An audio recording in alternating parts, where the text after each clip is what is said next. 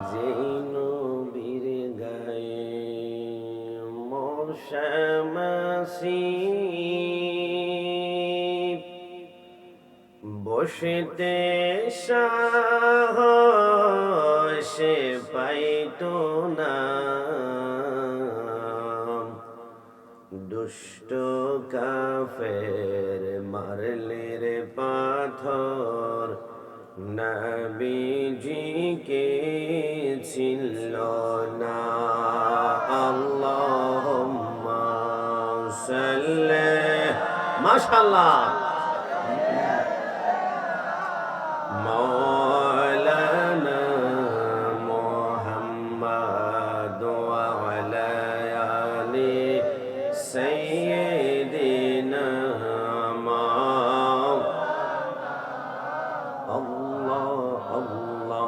আল্লাহু লা ইলাহা ইল্লাহু, সবাই আল্লাহ আল্লাহ, লা ইলাহা। কি আল্লাহ জিকির করতে কষ্ট হচ্ছে? একটু মন থেকে বলুন তো, জিকির হবে একমাত্র কার?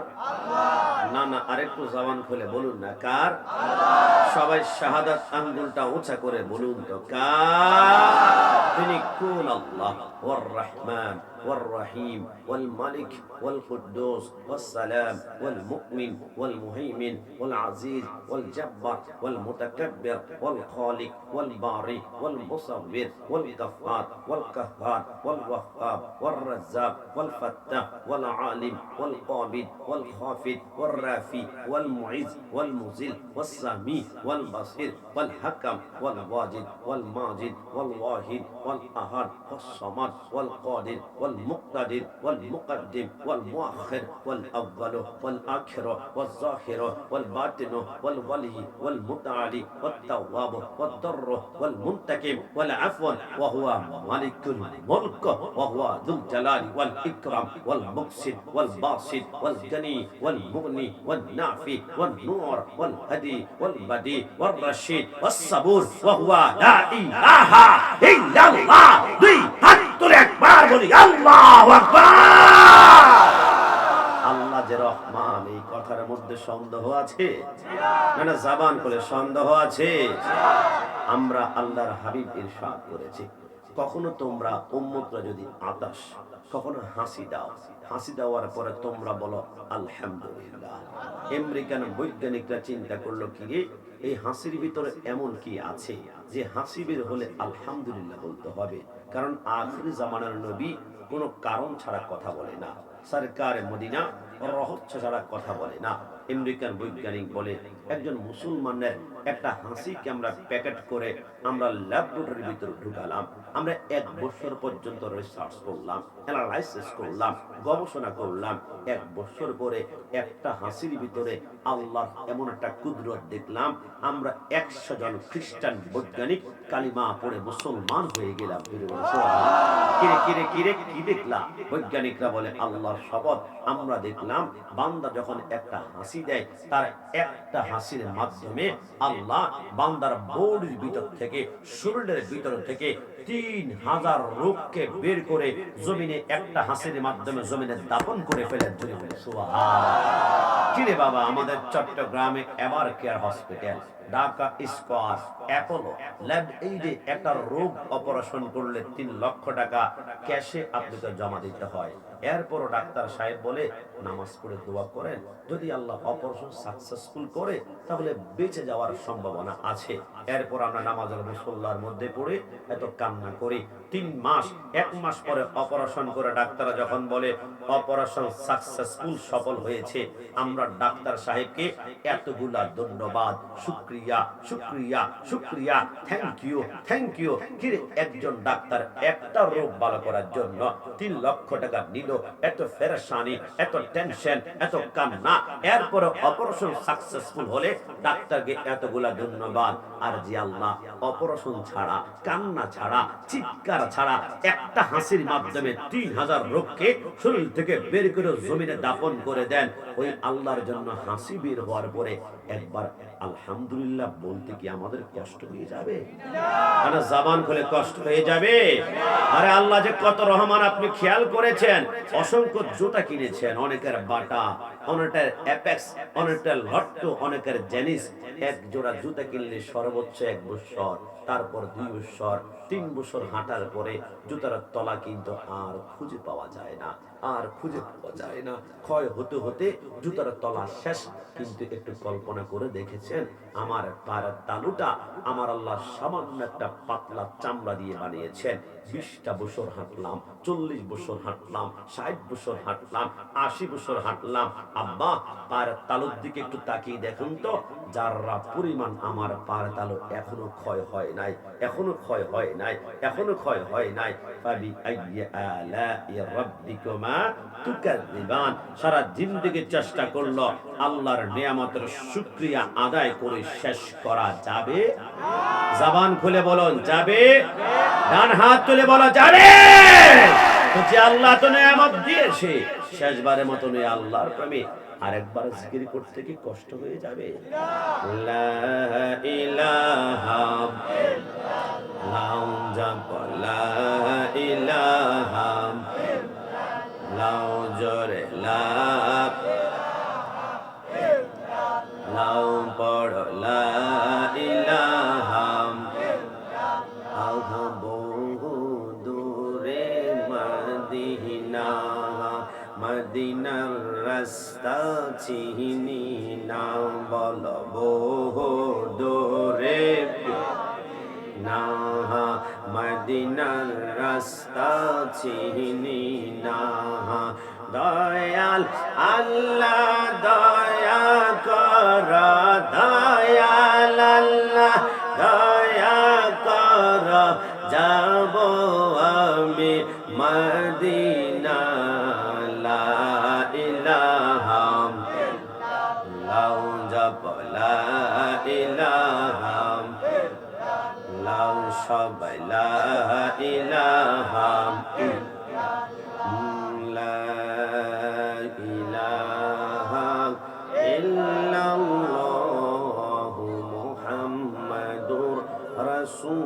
রাসূলুল্লাহ সাল্লাল্লাহু আলাইহি ওয়াসাল্লাম। লন্ডন, প্যারিস, ওয়াশিংটন, বার্লিন যেতে চাই না, হংকং, বেজিং, টোকিও, সিঙ্গাপুর চাই না। মোহন আমার যেতে চাই এই দুনিয়ার একটি জায়গায়, আহা সেই জায়গাটির নাম হলো সোনার মদিনা। ডান হাত তুলে বলো ঠিক কি না?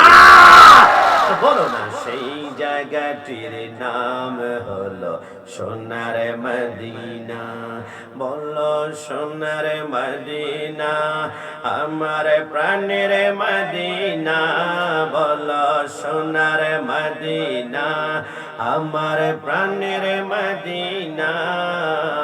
সেই জায়গাটির নাম হলো সোনার মদিনা, সেই জায়গাটির নাম হলো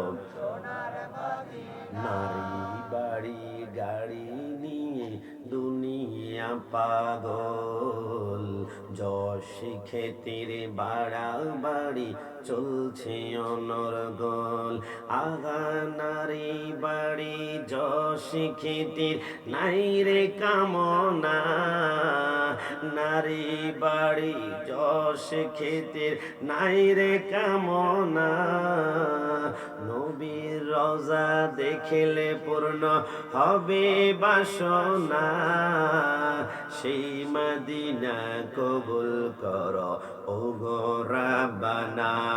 বলো সোনার মদিনা, আমার প্রাণের মদিনা।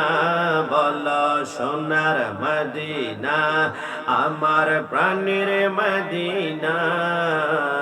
সেই জায়গাটির নাম হলো সোনার মদিনা। মন থেকে বলুন, জীবনে একবার হলো মদিনা যাওয়ার মন চায় কি চায় না? দুই হাত তুলে আল্লাহকে দেখান, চায় কি না? তাই তো আশিক বলেছে, हमने माना के जन्नत बहुत है हंसी, छोड़ कर हम मदीना ना जाए कहीं, यूं तो जन्नत में सब है मदीना नहीं, और मदीना में जन्नत मौजूद है। এক আশিককে বলা হলো, তোমার এক পাশে জান্নাত আর এক পাশে মদিনা, তুমি কোথায় যাবা? আশিক বলে, এক কুঠিবার আমি বলবো আমি জান্নাতে নয়, আমি জীবনে একবার মদিনা যাব, আমি জীবনে একবার মদিনা যাব, আমি জীবনে একবার মদিনা যাব। কিরে, জান্নাতে যাবা না কেন? বলে, না না, জান্নাত অনেক সুন্দর, এত কোনো সন্দেহ নাই। জান্নাতুন তাজরি মিন তাহতিহাল আনহার, যেখানে চারটা নহর আছে, একটা মধুর নহর, একটা দুধের নহর, একটা শরাবের নহর, আরেকটা হচ্ছে ইন্না আ'তাইনাকাল কাউসার, যে কাউসারের মালিক হচ্ছে আমার নবী। নবী বলে, যদি আমি কাউসারের মালিক, আমি কিন্তু বন্টন করব না। নবী কে বন্টন করবে? আমার নবী বলে, হাউজে কাউসার বন্টন করবে আমার ডানে একজন যুবক আর বামে আরেকজন যুবক। এই দুইজন যুবককে মৃত্যুর আগ পর্যন্ত মুহাব্বত মুহাব্বত মুহাব্বত যদি করতে পারো, তো হাউজে কাউসার নিশ্চিত কিয়ামতের ময়দানে বিন্দু মাত্র তৃষ্ণা তোমার লাগবে না। নবী এরা কারা? ওই দুইজন যুবকের পরিচয় একটু করিয়ে দাও না। আমার নবী বলে, মতলব নয়, গোটা পৃথিবীর মুসলমানরা শোনা, যে দুইজন যুবকের সাথে প্রেমের সম্পর্ক লাগাবে, যে দুইজন হাউজে কাউসারের পানি পান করবে, একজনের নাম হাসান, আরেকজনের নাম হুসাইন। চিৎকার মেরে বলি সুবহান। মন থেকে বলুন তো, ওই ইমাম হাসান হোসেনের মুহাব্বত আমরা সকলে চাই কি চাই না? আশিক বলে, তারপরও আমি জান্নাতে যাব না। তো তুমি কোথায় যাবে? বলে, মদিনা। বলে, কেন জান্নাতে যাবে না? আশিক বলে, আমি জান্নাতে তন্ন তন্ন তন্ন তন্ন করে খুঁজলাম, আমি জান্নাতে মদিনা পাই না, আমি জান্নাতে মদিনা পাই না, আমি জান্নাতে মদিনা পাই না। কিন্তু মদিনা যাওয়ার পরে দেখলাম, মা বাইনা ওয়া বাইতি মিম্বারে রাউজাতুম মিন রিয়াজিল জান্নাহ। আমি মদিনায় গিয়ে দেখলাম সেইখানে একটা জান্নাতের টুকরা আছে, এটা হচ্ছে রিয়াজুল জান্নাহ। আমি মদিনায় কেন যাব জানো? কারণ মদিনায় গেলে জান্নাত তো আছে, এবং জান্নাতের মালিক মদিনাওয়ালা নবীও আছে। যদি বলেন সুবহানাল্লাহ। তো যেখানে জান্নাত পাওয়া যায়, জান্নাতের মালিক পাওয়া যায়, সেইখানে যাব। হর কে ইশকে মুস্তাফা সামানে উস্ত, বাহর ওয়া বারদার গোশায়ে দামান উস্ত। রাসূলুল্লাহর জন্য তুমি যদি কুরবান হয়ে যায়, রাসূলুল্লাহর জন্য তোমার জান মাল যদি কুরবানি করো, রাসূলুল্লাহর জন্য তোমার জীবন যদি তছনছ করে দাও, কসম খোদার, জান্নাত তুমি খুঁজতে হবে না, জান্নাত তোমার কদমের মধ্যে এসে চুমা খাবে। যদি বলে সুবহানাল্লাহ। ওই নবীর প্রেম সারা জীবন চেষ্টা করলো, কোন দুশমনের রাসূল আমার রাসূলের শান কোনদিন বন্ধ করতে পারবে না? কেন জবান খুলে বলুন না, পারবে? রাসূলের প্রশংসা আমি গোলাম রাব্বানি শুধু গাই, এমনটা কিন্তু নয়। রাসূল যেদিন আগমন করেছে 12 রবিউল আউয়াল সুবহে সাদিকের সময়, আসমানের সমস্ত পাখি তাদের ডানা দুইটা এইভাবে মেলে দিয়েছিল। প্রত্যেকটা পাখির জবানে একটাই আওয়াজ ছিল, আসসালাতু আসসালামু আলাইকা ইয়া রাসূলুল্লাহ। সাগরের প্রত্যেকটা মাছের জবানে একটাই আওয়াজ ছিল, আসসালাতু আসসালামু আলাইকা ইয়া হাবিবাল্লাহ। সাগরের সমস্ত মাছ যখন আসসালাতু বলে, পবিত্র কোরআনের আলিফ থেকে ইয়া পর্যন্ত প্রতিটা হরফ আল্লাহর হাবিবকে এক একটা লকব দিয়ে দুনিয়ার জমিনে ওয়েলকাম জানিয়েছিল। আলিফ নে কাহা अल्लाह का हबीब आया, बा ने कहा बानी इस्लाम आया, ता ने कहा ताजदार मदीना आया, सा ने कहा सरवत वाला आया, जिम ने कहा जलीलुल कद्र आया, हा ने कहा हबीब किबरिया आया, खौ ने कहा खातमुन नबीन आया, दाल ने कहा दो जहां का वली आया, जाल ने कहा जालिकल किताब कहने का आया, रा ने कहा रहमतुल लिल आलमीन आया, जा ने कहा जमाना के इमाम आया, सिन ने कहा साके कौसर आया, शिन ने कहा शाफी महशर आया, सुआ ने कहा सुआदिल कवामीन आया, दुआ ने कहा दुफुल मौला आया, दुआ ने कहा तबीब कुलूब आया, जुआ ने कहा जालिम को ठहरने वाला आया, आइन ने कहा कुर्रतुल आइन आया, वाइन ने कहा गैब की खबर देने वाला आया, फा ने कहा फकीरों का मौला आया, कफ ने कहा कुव्वत देने वाला आया, कफ ने कहा कमली वाला आया, लाम ने कहा लाला का खिताब आया, मीम ने कहा मुहम्मद रसूलुल्लाह सल्लल्लाहु अलैहि वसल्लम आया, नून ने कहा नूर खुदा आया, वा ने कहा वद्दुहा आया, हा ने कहा हादी बरहक आया, या ने कहा एक दान और की शान नबी वाला दुनिया में तशरीफ लाया दुई हाथ तुले बोले या রাসূলুল্লাহ সারা জিন্দেগি চেষ্টা করলো আমার নবীর শান কেউ কোনোদিন কমাতে পারবে জবান খুলে বলেন পারবে আর ওই নবী সম্পর্কে আমাদের আকীদা হচ্ছে আরশকা কাবা মদিনা পরশকা কাবা মদিনা কাবা কা কাবা মদিনা যদি বলে সুবহানাল্লাহ মাঝে মাঝে আপনাদের ওয়াসিয়াত দরবার শরীফের আসলে আমি একটা গজল শুনতে পাই আমার বড় চমৎকার লাগে গোলাপ নয় নবীজি গোলাপের বাবা গোলাপ নয় নবীজি গোলাপের বাবা নবীজি হইলেন কাবারো কাবা কথা বলুন ঠিক কি না বলুন না গোলাপ নয় নবীজি গোলাপের বাবা নবীজি হইলেন কাবারো কাবা নবীজির শোকেট কাবা হয়ে আছে কালা ইয়া মুহাম্মদ মুস্তাফা নবী সাল্লে আলা ইয়া মুহাম্মদ মুস্তাফা আলা শাফায়াতের কান্ডারে শাফায়াতের কান্ডারে মদিনা ওয়ালা ইয়া মুহাম্মদ মুস্তাফা নবী সাল্লে আলা মৃত্যুর আগ পর্যন্ত রাসূলুল্লাহকে ভালোবাসবো সুন্নিদের একটাই অপরাধ নবীকে সুন্নিদের একটাই অপরাধ নবীকে ভালোবাসি বলে সুন্নিদের বড় অপরাধ নবীকে ভালোবাসি বলে সুন্নিদের বড় অপরাধ সেই জন্য আমি প্রথমেই একটা কথা আপনাদেরকে ক্লিয়ার করাতে চাই কোনো সমস্যা আমি একটা কথা ক্লিয়ার করাতে চাই স্পষ্ট শুনবেন আকীদাটা একটু ক্লিয়ার করার জন্য আমি প্রথমে একটা কথা বলে যাই খুব মনোযোগ সহকারে শুনবেন মনে রাখবেন শিয়ারা বিক্রি হয়েছে ইরানের টাকার কাছে ওহাবিরা বিক্রি হয়েছে সৌদি রিয়ালের কাছে আহলে হাদিস বিক্রি হয়েছে ইহুদিদের ডলারের কাছে আর সুন্নিরা বিক্রি হয়েছে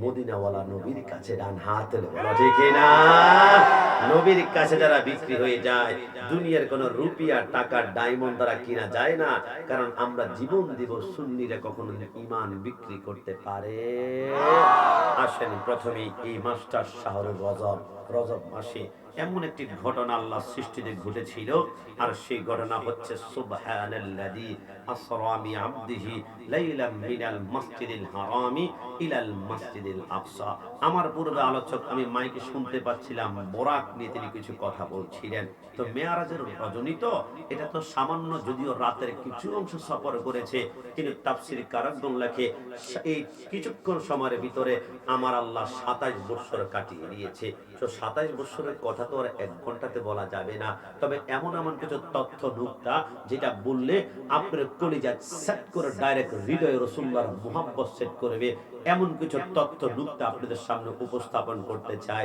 আমি খুব লম্বা আলোচনা করব না 50 মিনিট না হয় 1 ঘন্টা এরপরে মিলাদ কিয়াম পিসা হুজুর মুনাজাত করবেন এরপরে তাবারক আছে নাকি তাবারক আছে তাবারক আছে মাস সাবধান তাবারক কি বিরিয়ানি না বিরিয়ানি কিন্তু হাজীগঞ্জ পাওয়া যায় চাঁদপুরে পাওয়া যায় এক প্যাকেট হাজী কাচ্চি নান্না বিরিয়ানির প্যাকেটের দাম 200 টাকা কিন্তু তাবারক 1 কোটি টাকা দিয়ে আপনি কিনতে পারবেন না কারণ এটার ভিতরে লাখ সালাম আছে ইয়া নবী সালাম আলাইকা আছে দুরূদ শরীফ আছে সূরা ফাতিহা আছে সূরা ইখলাস আছে সবকিছু পড়ে যখন ওটার মধ্যে ফু দেওয়া হয় এটা আর বিরিয়ানি থাকে না এটা তাবারক হয়ে যায় বিসমিল্লাহি ওয়ালা বারাকাতিল্লাহ বলে এক লোকমা খাবেন মৃত্যু ছাড়া যে কোনো রোগকে আমার আল্লাহ ভালো করতে পারেন জোরে বলে সুবহানাল্লাহ এইজন্য আমি প্রথমেই একখানা আয়াত তেলাওয়াত করি সুবহানাল্লাহ দেখুন আমাদের মতলবের ভাইরা আমরা যখন যে কোনো ঘটনা শুনি আমি যখন আলোচনা করি যে কোনো বক্তা ঘটনা শোনার পরে যায় আপনারা বলেন সুবহানাল্লাহ কারণ ঘটনাটা খুবই চমৎকার তারপরে সুবহানাল্লাহ কিন্তু আল্লাহ ঘটনা বর্ণনা করার আগেই আল্লাহ বলে সুবহানাল্লাহ আল্লাহ ঘটনা কি আমার আল্লাহ বলে দুনিয়ার ঘটনা তো হচ্ছে আশ্চর্য কিন্তু আমি যে ঘটনা বলবো এটা আশ্চর্য থেকে আরো মারাত্মক আশ্চর্য আশ্চর্য। এই জন্য আগে সুবহানাল্লাহ শব্দ বলে তোমাদেরকে আমি সেন্সিটিভ করে দিলাম। এটা দুনিয়ার কোনো আশ্চর্য ঘটনা নয়, এটা শুনলে তোমার মাথার ব্রেন ঘুরে যাবে, ইমান তাজা হবে। আমার আল্লাহ বলে সুবহানাল্লাযী আসরা, আসরা শব্দের অর্থ সফর করা, ভ্রমণ করা। দেখুন আপনারা যদি মতলব থেকে কোনো একটা গাড়ি কক্সবাজারে যান, আপনারা লেখেন ভ্রমণ ভ্রমণ ভ্রমণ, মতলব টু কক্সবাজার যাওয়া হচ্ছে, কিন্তু আমার বুঝে আসে না সফর শব্দের অর্থ ভ্রমণ করা, আসরা শব্দের অর্থ ভ্রমণ করা। তো আল্লাহ আপনি সফর শব্দ ব্যবহার না করে আসরা শব্দ কেন ব্যবহার করেছেন? আমার আল্লাহ বলে সফর শব্দ তখন ব্যবহার করা হয় যদি বান্দা দিনের বেলা সূর্যের আলো ছাড়া সফর করতে না পারে, তাহলে সেটাকে সফর বলা হয়। তোমরা সফর করো, কারণ দিনের সূর্যের আলো ছাড়া তোমরা সফর করে লাভ নাই, তোমরা পারবে না, সমুদ্র দেখতে পারবে না। চাঁদপুরে গেলে মারাজাল বাহরাইনি ইয়ালতাকিয়ান বাইনাহুমা বারযাখুল লা ইয়াবগিয়ান, দুইটা নদী দেখাও, একটা পদ্মা একটা মেঘনা, একটার পানি ঘোলা আর একটার পানি পরিষ্কার। ঘোলা আর পরিষ্কার পানি ঢুকিয়ে ঝাঁকুনি মারো, 3 দিন পর্যন্ত একসাথে তোমরা কখনো। ও কেমন আছেন? ভালো আছেন? এখানে আসেন, বসেন। হুজুর আসেন, এখানে আসেন, এখানে আসেন, আসেন এখানে আসেন, বসেন। হুজুর আসলে আবার আমার মোহাব্বতের ভাই, আমার সাথে কয়েকবার কথা হচ্ছিল, আজকে মাস খাই গেল। ও তাই, জি জি, বসেন বসেন, আপনারা বসেন না।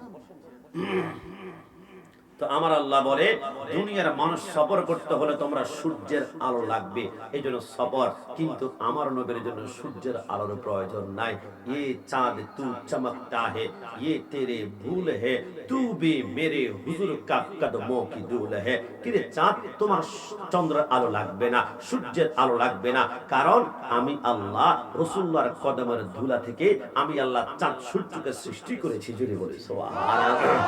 আসরা বিআবদিহি লাইলান, রাতের কিছু অংশের ভিতরে আমার রাসূলকে আমার আল্লাহ সফর করিয়েছেন। সপ্তম আসমান, লামকান, জান্নাত জাহান্নাম। এ রব্বুল আলামিন, বুঝতে পারলাম না রাতের কিছু অংশের ভিতরে 27 বছর আবার যায় কেমনে?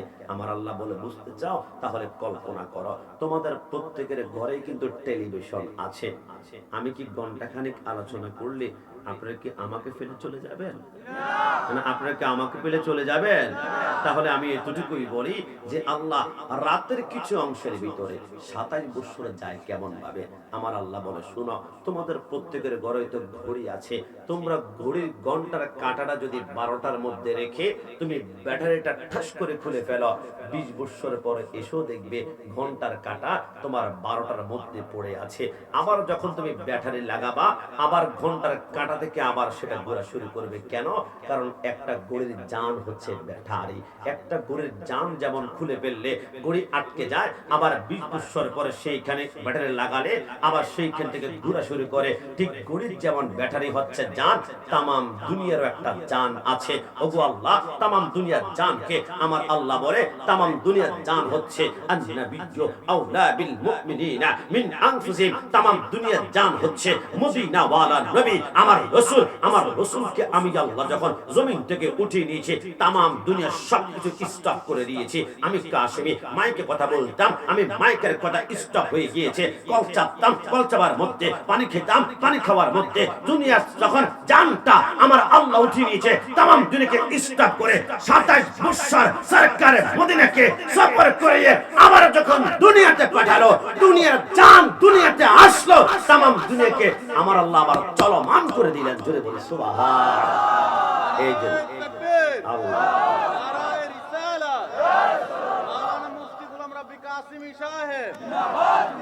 লাইলাম মিনাল মাসজিদিল হারামি ইলাল মাসজিদিল আকসা। কুরআন বলে মেরাজ হয়েছে মসজিদে হারাম থেকে মসজিদে আকসা পর্যন্ত। নবী আমাদের তো বুঝে আসে না, আমরা শুনেছি মেরাজ ওইখান থেকে আবার সপ্তম আসমান গিয়েছে, সিদরাতুল মুনতাহা গিয়েছে, লামকান গিয়েছে, কিন্তু কোরআন শুধু বলে মসজিদে হারাম থেকে আকসা পর্যন্ত। আমার রাসূল মুস্কি হেসে বলে এই আয়াতটি কখন নাজিল হয়েছে জানো? আমি যখন মেরাজ থেকে আসলাম। আবু জাহেল, আবু লাহাব, উতবা, সাইবা যখন আমাকে ঘেরাও দিয়ে ধরলো, মুহাম্মদ কতটুকু সফর করেছ?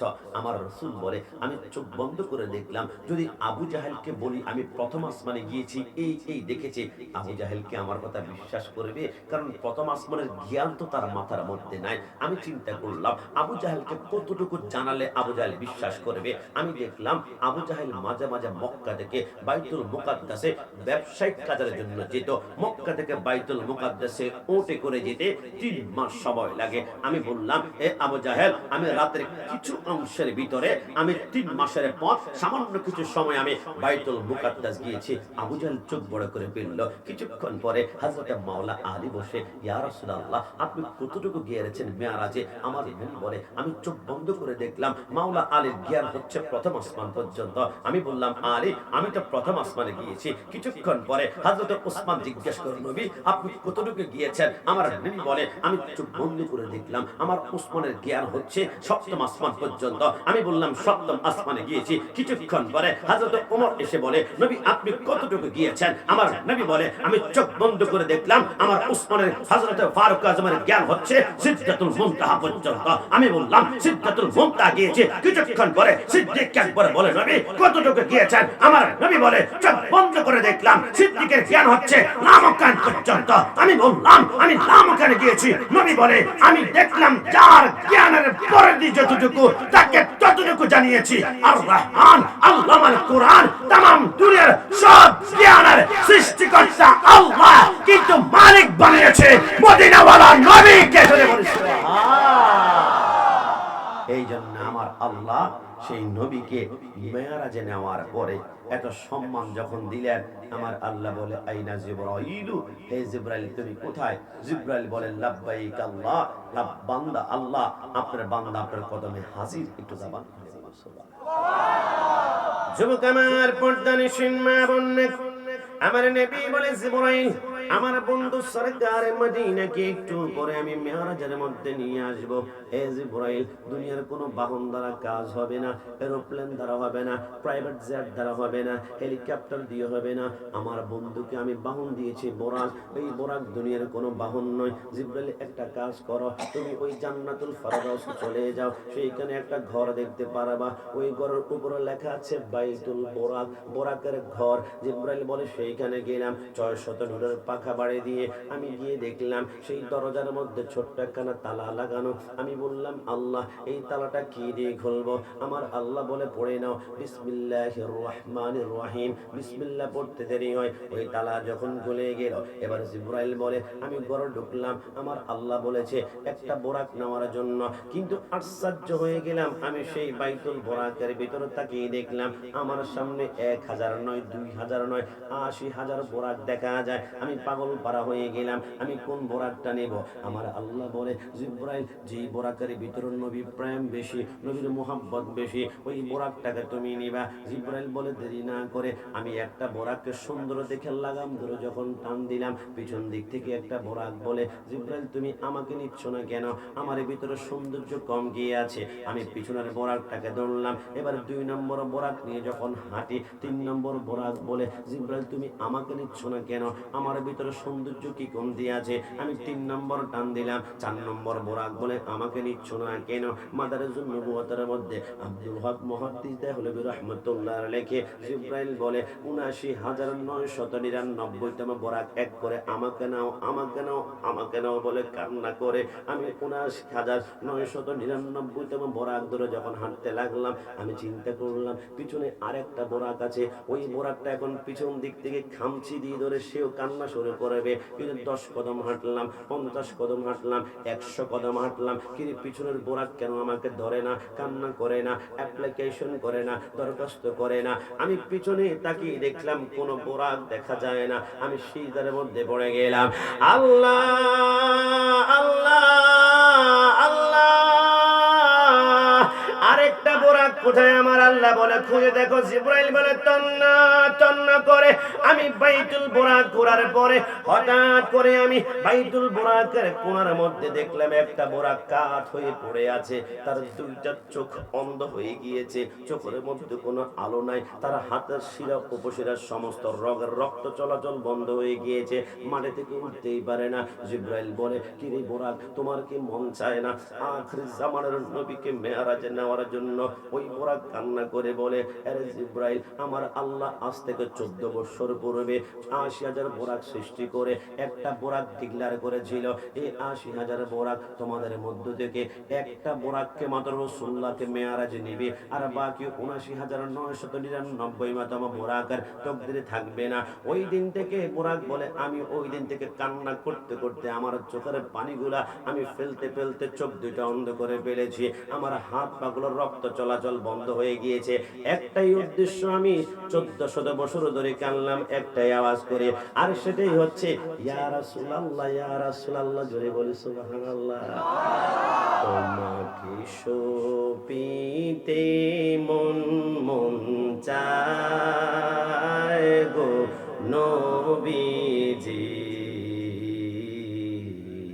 তোমাকে সপিতে মন মন চায়। আমি এবার মদিনা শরীফ গিয়েছিলাম, হুজুর সেই জান্নাতুল বাকিতে শায়িত আছে। আমি কিছুদিন আগে প্রোগ্রামে এসেছিলাম, পরশমণির নাত রাসূলের কিতাব, আমি একজন ভাইকে বলেছিলাম 1 লক্ষ টাকা লাগবে, আমাকে বইটা তুমি দিয়ে দাও। আমি এটা হৃদয় একটা চাপ দিয়ে ধরবো, কারণ যে আশিক রাসূল নিয়ত করে যায় যে আমার মদিনায় মৃত্যু হবে, আমি বিশ্বাস করি মদিনাওয়ালা নবী আমাকে কবুল করেছে, আর গেলেই যখন জান্নাতে শায়িত হয়ে যায় তাহলে বোঝা গেল এই আশিক রাসূলের হৃদয়ে রাসূলুল্লাহর যাররা পরিমাণের প্রেমের কোনো খাত ছিল না। জবান খুলেছিল তোমাকে সপিতে মন মন চায় গো নবীজি, তোমাকে সপিতে মন চায়, না নিলে তুমি মরে রাখব না জীবন ধরে, তুমি বিনে কি লাভে বাঁচার,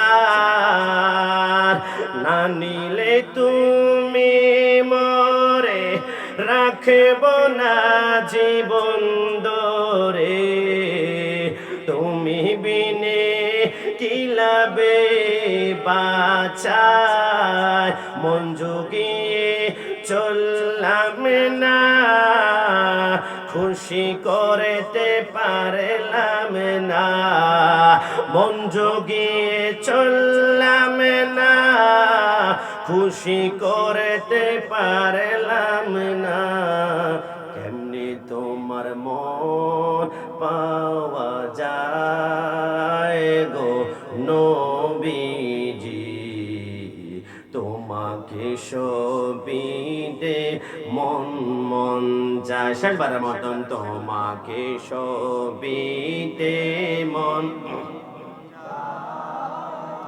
গো নবীজি, তোমারি নাম শুধুই গুনগান।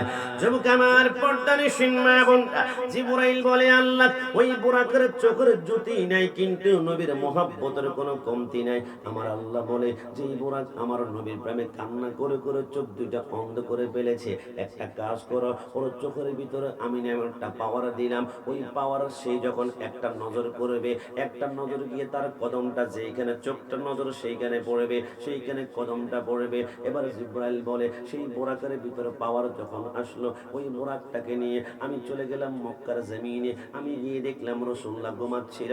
আমার আল্লাহ বলে হে জিবরাইল, আমার বান্দার আরামের ঘুমের মধ্যে যদি বিন্দু মাত্র কষ্ট হয়ে যায়, জিন্দেগীর আমলগুলা বরবাদ করে ফেলবো। জিবরাইল একটা কাজ করো, আমার বন্ধুকে আরামে আরামে ঘুম থেকে উঠাও। আল্লাহ কিভাবে উঠাবো? আমার আল্লাহ বলে জিবরাইল, তোমার মনে আছে তোমার পায়ের তালু থেকে মাথার তালু পর্যন্ত আমি নূর দ্বারা বানিয়েছিলাম, কিন্তু তোমার জিহ্বাটা আমি আল্লাহ ঠান্ডা কাপড় দ্বারা বানিয়েছিলাম। বানিয়েছিলাম, তুমি আমাকে জিজ্ঞেস করেছিলে আল্লাহ আমার জিহ্বা ঠান্ডা কাপড় দ্বারা কেন বানিয়েছেন, আমি বলেছিলাম এখন বলবো না, সময় হলে বুঝতে পারবে।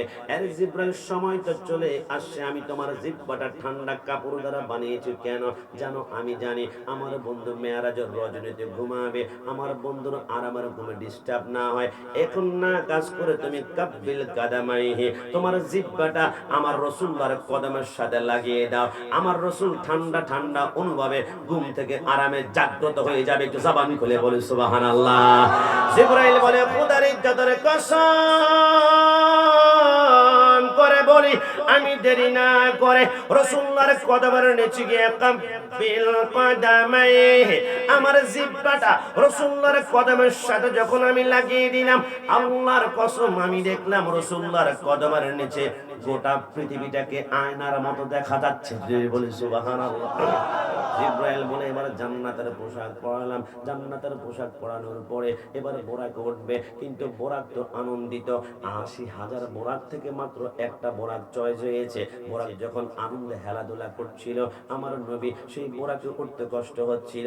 বিশ্ববিখ্যাত কিতাব নুসাতুল খাতির ওয়াল ফাতিরের মধ্যে লেখা হয় আমার আল্লাহ আলমে আরোহা রূহের জগৎ থেকে আব্দুল কাদের জিলানীকে রূহের মধ্যে একটা কুদরত সূরা দিয়ে বলল, এরে আব্দুল কাদের আমার বন্ধু বোরাকে উঠতে কষ্ট হয়ে যাচ্ছে, তুমি আমার বন্ধুর সামনে গিয়ে তোমার কাঠটা ঝুঁকিয়ে দাও। এবার আব্দুল কাদের জিলানীকে আমার আল্লাহ আলমে আরোহা থেকে পাঠিয়ে যখন রাসূলুল্লাহর কদমের সামনে উপস্থাপন করলো, আব্দুল কাদের জিলানী রাসূলুল্লাহর সামনে এসে তার ডান কাঠটা যখন ঝুঁকিয়ে দিল, আমার রাসূলুল্লাহ আব্দুল কাদের জিলানীর কাঁধের মধ্যে ডান কদমটা রেখে এবার বোরা করো উপরে উঠলো।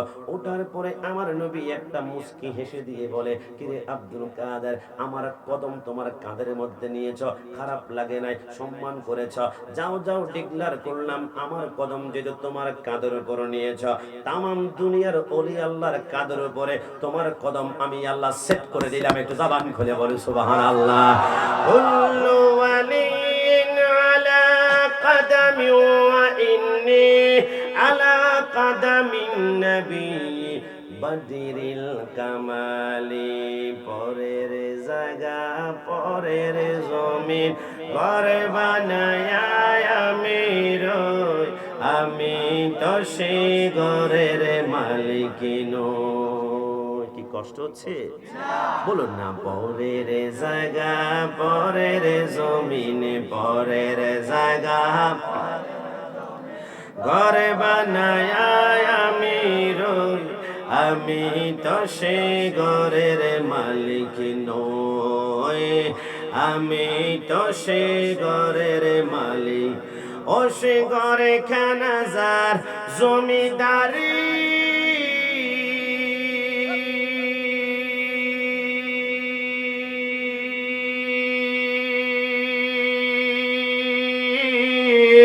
আমি পাই না তাহার হুকুম জারি। অসে ঘরে খানাজার জমিদারি, আমি পাই না তাহার হুকুম জারি। আমি পাই না জমিদারের দেখা, পাই না জমি মনের দুঃখ কারে কই, আমি তো সে ঘরের মালিক নই। শেষবারের মতন ঘরের জায়গা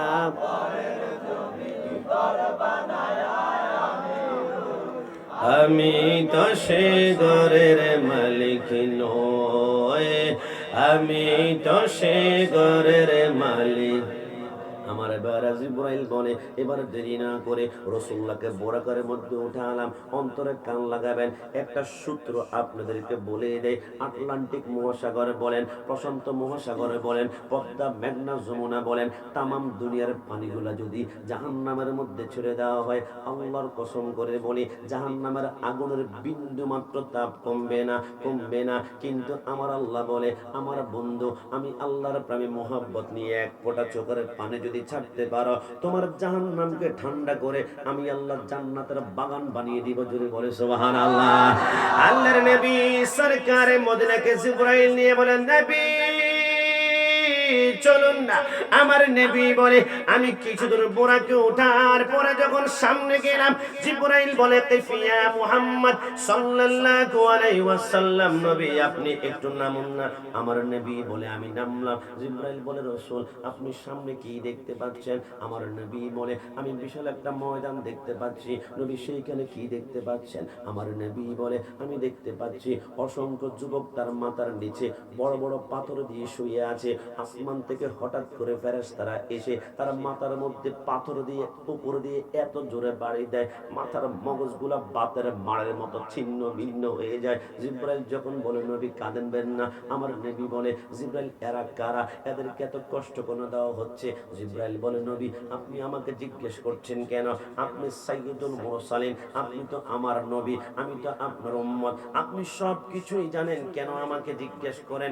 আমার নবী বলে আমি তো জানার জন্য জিজ্ঞেস করি না, আমি আমার উম্মতকে জানিয়ে দেওয়ার জন্য জিজ্ঞেস করে। জোরে বলে সুবহানাল্লাহ।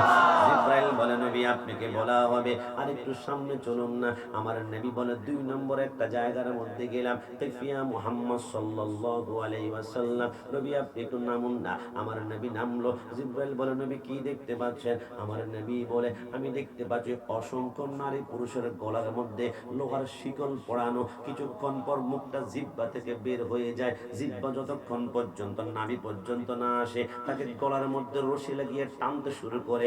এক বিন্দু মাত্র মায়া ফেরেশতারা করে না। জিবরাইল বলে নবী এরা কারা? আমার নবী বলে একটু করে বলা হবে, আর 2টা জায়গার মধ্যে যাব।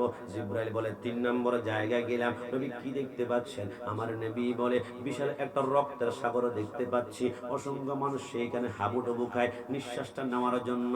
যখন নাকটা বের করে আসমান থেকে পাথর মেরে মাথা চূর্ণ বিচূর্ণ করে দেয়। আল্লাহর নবী বলে 3 নম্বর 4 নম্বর জায়গার মধ্যে গেলাম। জিবরাইল দেখতে পাচ্ছিলাম বিশাল একটা গাছ দেখা যায়।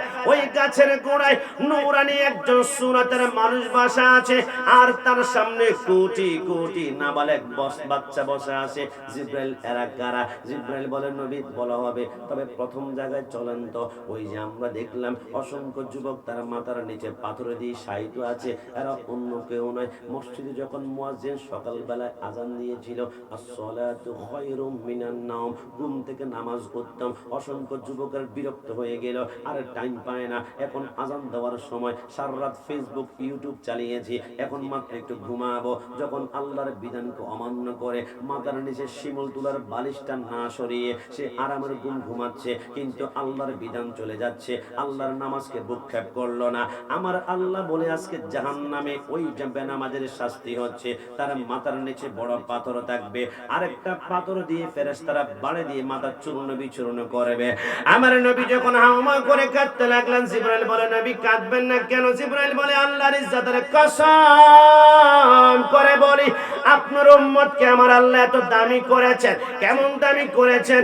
আমার জিবরাইল বলে আমার আল্লাহ যখন আমি জিবরাইলকে সৃষ্টি করলো, সৃষ্টি করার পরে আমার আল্লাহ বলল জিবরাইল শুকরিয়া আদায় করবে না। জিবরাইল বলে আল্লাহ কিভাবে শুকরিয়া আদায় করব? আমার আল্লাহ বলে সবচেয়ে পছন্দনীয় ইবাদত আমার কাছে সিজদা, তুমি সিজদা করো। জিবরাইল বলে নবী আমি এক পায়ের উপরে দাঁড়িয়ে 1000 বছর লাগিয়ে আমি 1 রাকাত নামাজ আদায় করলাম, এবার ডান পাটা উঠিয়ে আমি বাম পায়ের উপর দাঁড়িয়ে আরেক 1000 বছর লাগিয়ে আমি আরেক নামাজ আদায় করলাম, আমি 2 পায়ের উপর দাঁড়িয়ে আমি 2000 বছর লাগিয়ে আমি 2 রাকাত নামাজ আদায় করলাম। আমি হাত তুললাম, আল্লাহ আমার মতো এত লম্বা নামাজ কেউ মনে পড়ে নাই। আমার আল্লাহ বলে না না, তবে জিবরাইল একটা কথা মনে রেখো, তুমি 2000 বছর লাগিয়ে 2 রাকাত নফল নামাজ পড়ে যতটুকু সওয়াব পেয়েছ, আমার আখিরি জামানার নবীর উম্মত যদি 2000 বছর লাগবে না, 2 মিনিটে 2 রাকাত নফল নামাজ আদায় করে, তুমি জিবরাইল থেকে তার নামাজকে আমি আল্লাহ 70 গুণ দামি করে ফেলবো। জোরে বলে সুবহানাল্লাহ। রোজে হাশরে প্রথম প্রশ্ন নামাজে পড়েছ নাকি? নামাজে ছাড়া সবই আমল দেবে তোমায় ফাঁকি, নামাজে হবে প্রথম হিসাব, নামাজে হবে প্রথম হিসাব, হাদিসেতে রয় নামাজে ছাড়া রোজ হাসরে নেই কোনো উপায়। বলুন না, নামাজে ছাড়া রোজ রে নেই কোনো উপায়।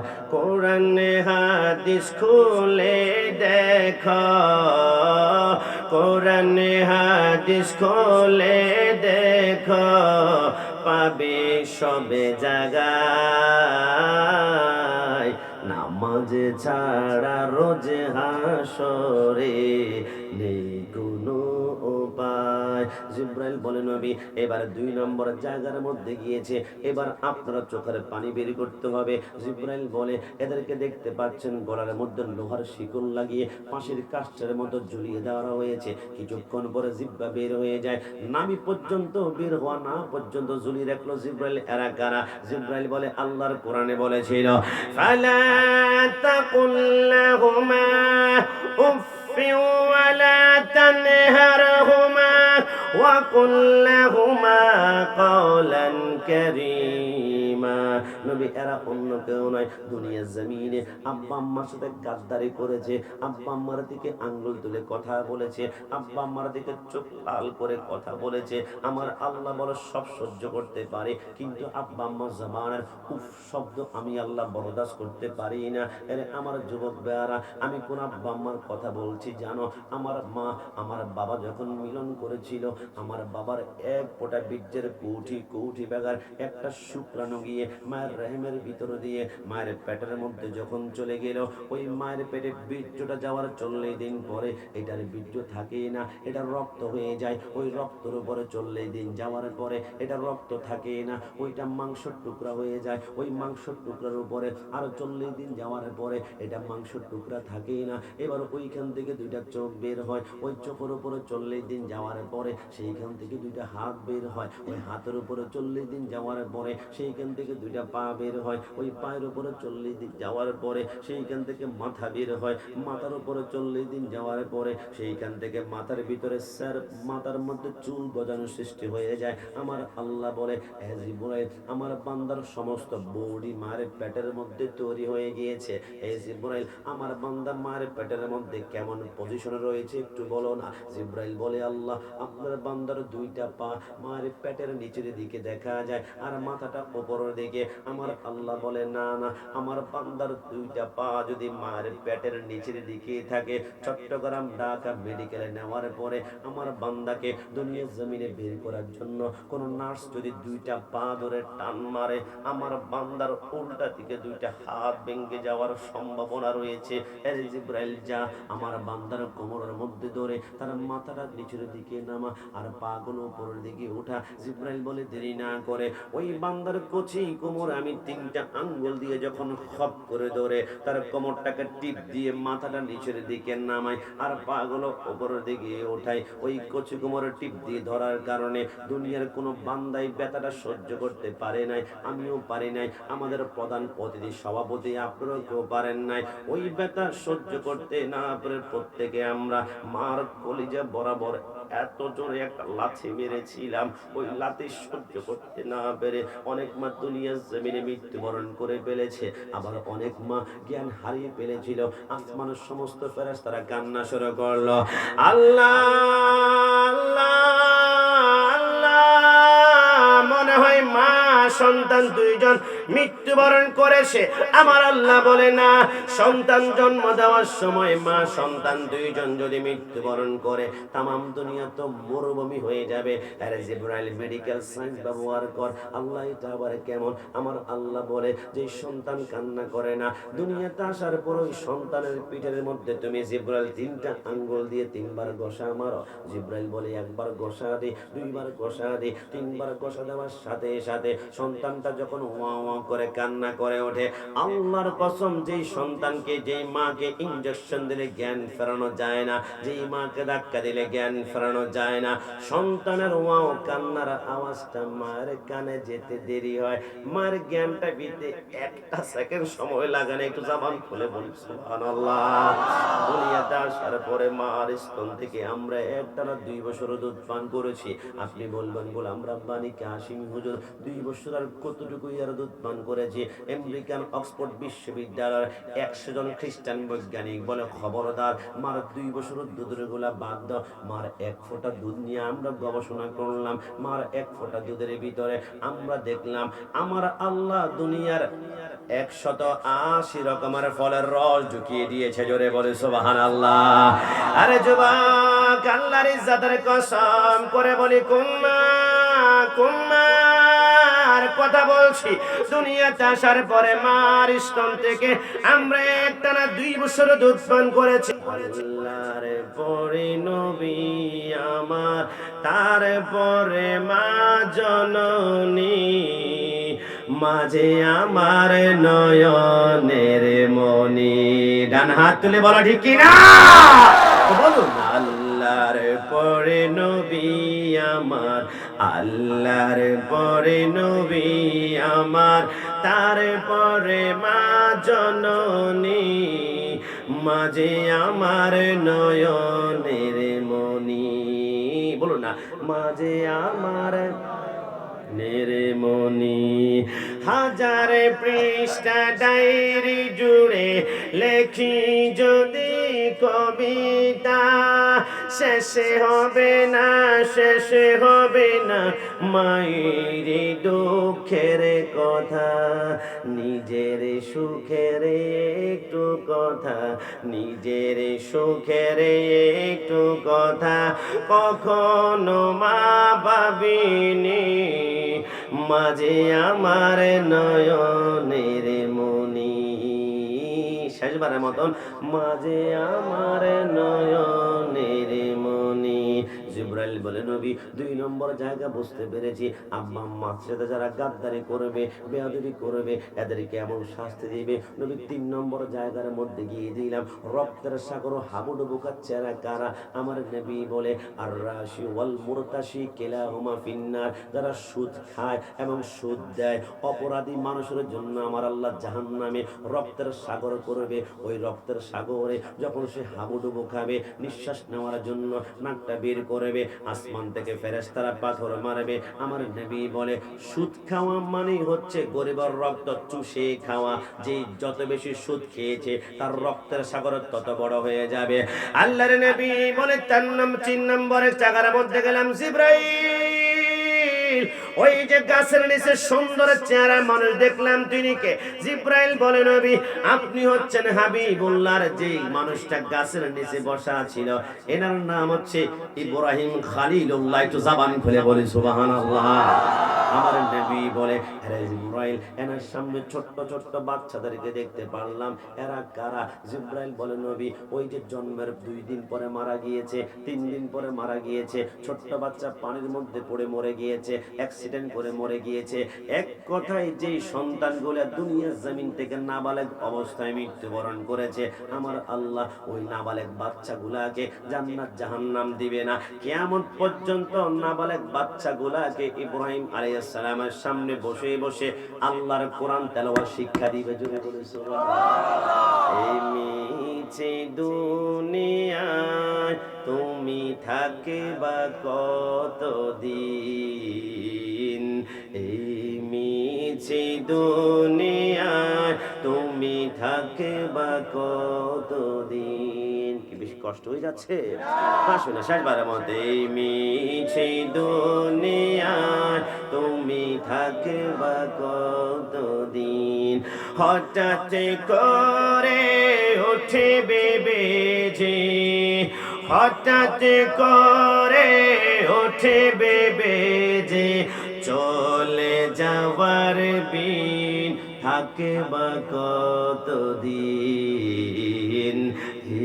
মিছে দুনিয়ায় তুমি থাকবা, এ দুনিয়ার মিছে মায়ায় আছো তুমি ডুবে, একবারও ভাবনি তোমায় চলে যেতে হবে।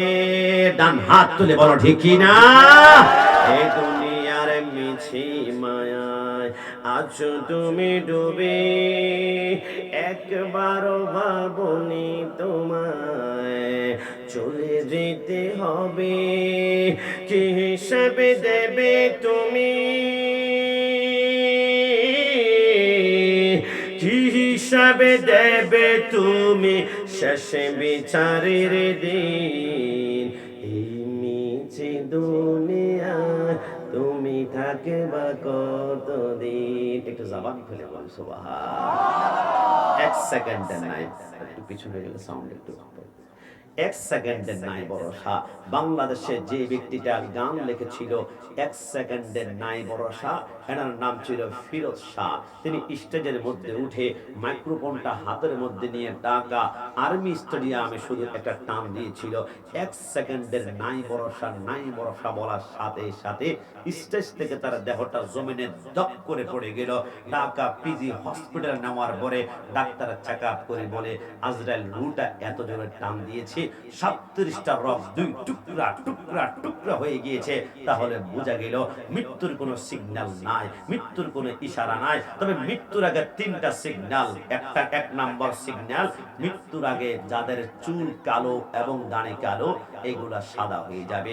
এটা হচ্ছে মৃত্যুর 1 নাম্বার সিগন্যাল, দাড়ি এবং চুল সাদা হয়ে যাওয়া। 2 নাম্বার সিগন্যাল, আপনি আগের মতো 2 পা দিয়ে হাঁটতে পারবেন না। 3 নম্বর, একটা পা আপনার হাতের মধ্যে লাঠি লাগবে, আপনার গিরায় গিরায় শক্তি কমে যাবে। আর 3 নম্বর সিগন্যাল হচ্ছে আগের মতো সোজা হয়ে আপনি দাঁড়াতে পারবেন না। বয়স যত যাবে শরীর বাঁকা হয়ে যাবে, বয়স যত যাবে শরীর বাঁকা হয়ে যাবে, আপনি বুঝা হবেন। এই 3টা মৃত্যুর সিগন্যাল আল্লাহ কালিমার সাথে আমাদের কবরটাকে জান্নাতের উচ্চ মাকান করতে পারে। সবাই জবান খুলে বলি আমিন। আমার নবী বলে এই জায়গাগুলো ওভারটেক করে আমি কোথায় গেলাম? নবী আমার বলে আমি দেখলাম মুসা কালিমুল্লাহর কবরে পা দিয়ে যাচ্ছি। আমার মতলবের ভাড়া আমরা সারা জীবন শুনেছি আমার নবী যখন মুসা কালিমুল্লাহর কবরে পা দিয়ে যাচ্ছিল, মুসা কালিমুল্লাহকে আমার নবী দেখলেও ইউসাল্লি ফি কবরিহি, তিনি কবরে দাঁড়িয়ে দাঁড়িয়ে সালাত আদায় করছে। আপনি মতলবের ভাড়া কি শুনেছেন আমি জানি না, তবে আমাদের চট্টগ্রাম, আমি সিলেট, আমি নারায়ণগঞ্জ, আমি সিরাজগঞ্জ, আমি নীলফামারী, সৈয়দপুর, রংপুর, জামালপুর গেলে অনেকে বলে হুজুর মুসা কালিমুল্লাহ কবরে দাঁড়িয়ে দাঁড়িয়ে সালাত মানে নামাজ আদায় করছে, নামাজ আদায় করছে। কিন্তু ওয়াসিয়া দরবার শরীফের পাশে এসে আমি সেই ব্যাখ্যা করতে পারি না, আমার হৃদয় আমাকে মানাতে পারে না। কেন জানেন? যেই নবীর পিছনে 1,24,000 পয়গাম্বর 2 রাকাত নামাজ পড়ার জন্য লক্ষ লক্ষ বছর অবস্থান করলো, অপেক্ষা করলো, ইন্তজার করলো, ওয়েট করলো, সেই নবী মুসা কালিমুল্লাহর কবরের পাশ দিয়ে যাবে। আর মুসা কালিমুল্লাহ আমার নবীকে দেখেও না দেখার বান করবে, এই নামাজে কোনো লাভ হবে না। কারণ কবরে নামাজ পড়া ফরজ নয়, কবরে নামাজ পড়া ওয়াজিব নয়, কবরে নামাজ পড়া সুন্নাত নয়। কবরে নামাজ পড়লে দারাজাত বৃদ্ধি হবে। যেই নবীর কারণে আমরা নামাজ পেয়েছি, মুসা কালিমুল্লাহ এসেছে, ওই নবী মুসা কালিমুল্লাহর কবরের পাশ দিয়ে যাবে। মুসা কালিমুল্লাহ আমার নবীকে দেখেও না দেখার বান করে নামাজে দাঁড়িয়ে থাকবে। আমার বুঝে আসে না। আমি কিতাব পড়লাম মাকামে নবুয়ত সাহেবজাদা আল্লামা ইফতেখারুল হোসেন কাদরি লেখো ওয়াল্লাহ বিল্লাহ তাআলা 3 বার খোদার কসম করে বলি মুসা কালিমুল্লাহ কবরে দাঁড়িয়ে সালাত মানে নামাজ নয়, সালাত মানে নামাজ নয়। তো কি? আমি দেখলাম সালাতের মোট 52টা অর্থ রয়েছে, সালাতের মোট 52টা অর্থ রয়েছে। আমার নবী যখন মুসা কালিমুল্লাহ কবরের পার দিয়ে যাচ্ছিল, আমার নবীর জন্য মুসা কালিমুল্লাহ দাঁড়িয়ে সালাত মানে নামাজ নয়, সালাত মানে হচ্ছে সাল্লু আলাইহি ওয়া সাল্লিমু তাসলিমা। কসম খোদার আমার নবীকে দেখার সাথে সাথে মুসা কালিমুল্লাহ দাঁড়িয়ে দাঁড়িয়ে ইয়া নবী সালাম আলাইকা বলে নবীকে সালাম দিয়েছিল। সুবহান।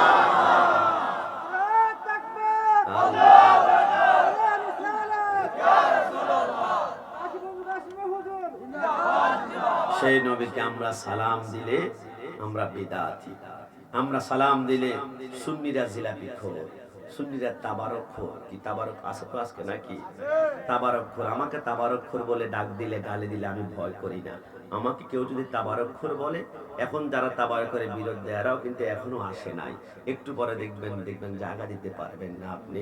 কিরে দুস্থ, সারা জীবন তাবারকের বিরুদ্ধে বললা, হঠাৎ করে যে এখন হাজির হয়ে গেলা, কি করবো ভাই? তাবারকের এত খুশবু, এত ঘ্রাণ, রাতের বেলা না খেলে তো আমার ঠিক মতো ঘুমটা হয় না। এই জন্য তাবারকের জন্য যারা আসবে এদেরকে ধাক্কা দিব না। তাবারকখোর বিরানি করে বললে আমি হালকা একটা টোকা দেই, কারণ মাঝে মাঝে প্রতিবাদ না করলে আবার দুর্বল মনে করবে। তো তাবারকখোর বললে আমি কি বলি? কি কোনো সমস্যা?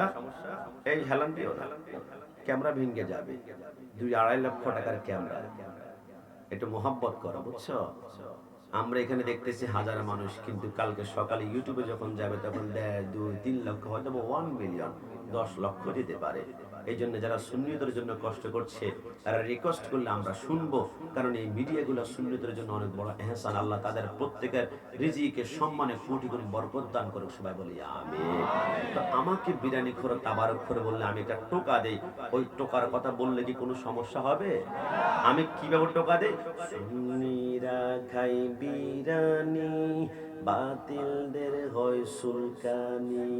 সুন্নিরা খায় তাবারক, বাতিলেরা খায় ডাল পানি। কি আপনারা ভয় পাচ্ছেন নাকি? কি আক্রমণ হওয়ার সম্ভাবনা আছে? কি আমার গাড়ি কি ভেঙে ফেলবে? আমি কেন বললাম সুন্নিরা খায় বিরিয়ানি, বাতিলরা খায় ডাল পানি? আমরা সুন্নিরা অস্ত্র দিয়ে কথা বলি না। শাপলা চত্বরে কি দাউদা করে আগুনটা কি আমরা জ্বালিয়েছিলাম? আরে না, আমরা যুবকের জগদে মাঝে মাঝে ভার্সিটির চত্বরে কেটে ফেলে। আমরা সুন্নিরা আক্রমণ করি না, রগও কাটি না, তবে আমরা দলিল দিয়ে কথা বলি। আমি কেন বললাম সুন্নিরা খায় বিরিয়ানি, বাতিলরা খায় ডাল পানি? আমরা সুন্নিরা মানুষ মারা গেলে আমরা 4 দিনের একটা 5 দিনের ফাতিহা করি, গরু জবাই করি, মোষ জবাই করি, এতে মিসকিনকে আমরা খাওয়াই। আরেকটা ডেক বা পাতিল আমরা সুন্নি হেফজখানা এতিমখানা পাঠিয়ে দিই। আমরা সুন্নিরা মানুষ মারা গেলে 40-এর আয়োজন করি, আশেপাশের মানুষকে খাওয়াই, এবং গরিব মিসকিন খাওয়ানোর পরে একটা ডেক পাতিল আমরা সুন্নি হেফজখানা এতিমখানা পাঠিয়ে দিই। আমরা সুন্নিরা মিলাদুন নবী করি, শুহাদায়ে কারবালা মাহফিল করি, মেরাজুন নবী মাহফিল করে, উরুসে খাজা গরিবে নামাজ করি। আমরা রাত 1টা 2টা বেজে গেলে মানুষের যখন খিদা, দোকানপাট বন্ধ, স্ত্রী যখন ঘুম, আমার মা যখন ঘুম, তখন প্রত্যেকের হাতে একটা করে তাবারকের পোটলা দেওয়া হয়। এই জন্য সুন্নিদের যে কোনো হেফজখানায় এতিমখানা গেলে আপনি দেখবেন 7 দিনের 7 দিন এক হয় বিরিয়ানি, না হয় মেজবানি, না হয় চিকেন, না হয় খাসি, না হয় মাটন, ভিআইপি খাওয়া আর খাওয়া। ওয়াসিয়া দরবার শরীফ গিয়ে দেখো, সেইখানে ভিআইপি খাওয়া। কিন্তু বাতিলরা 4 দিনে মানে না, 40 মানে না, উরুস মানে না, মিলাদুন নবী মানে না। ওদের মাদ্রাসা শুধু ডালের পানি আর ডালের পানি। কথা বলো ঠিক কিনা? এজন্য বলছিলাম সুন্নিরা খাই বিরিয়ানি, বাতিলদের হয় সুলকানি। সুন্নিরা খাই তাবারক, বাতিলেরা খাই ডাল পানি। সুন্নিরা দলিল দেয় কোরআন হাদিস হতে, বাতিলরা বের হয় লাঠি নিয়া হাতে। ডান হাত করে বলো ঠিক কিনা? সুন্নিরা দলিল দেয় কোরআন হাদিস হতে, বাতিলরা বের হয় লাঠি নিয়া হাতে। হামলা করে, মামলা করে, করে হয়রানি। সুন্নিরা খাই বিরিয়ানি, বাতিলদের হয় সুলকানি। সুন্নিরা ওলিদের জিয়ারতে যায়, বাতিলরা ওলিদের মাজারে বানতে চায়। কথা বলুন ঠিক কিনা? সুন্নিরা ওলিদের জিয়ারতে যায়, বাতিলরা ওলিদের মাজারে বানতে চায়। সুন্নি কি বুঝবে তুমি? কবরে খাবে যখন ফেরেশতাদের পিটানি। সুন্নিরা খায় বিরানি, বাতিলরা হয় ডাল পানি। আমরা সুন্নিরা একমাত্র হক দল।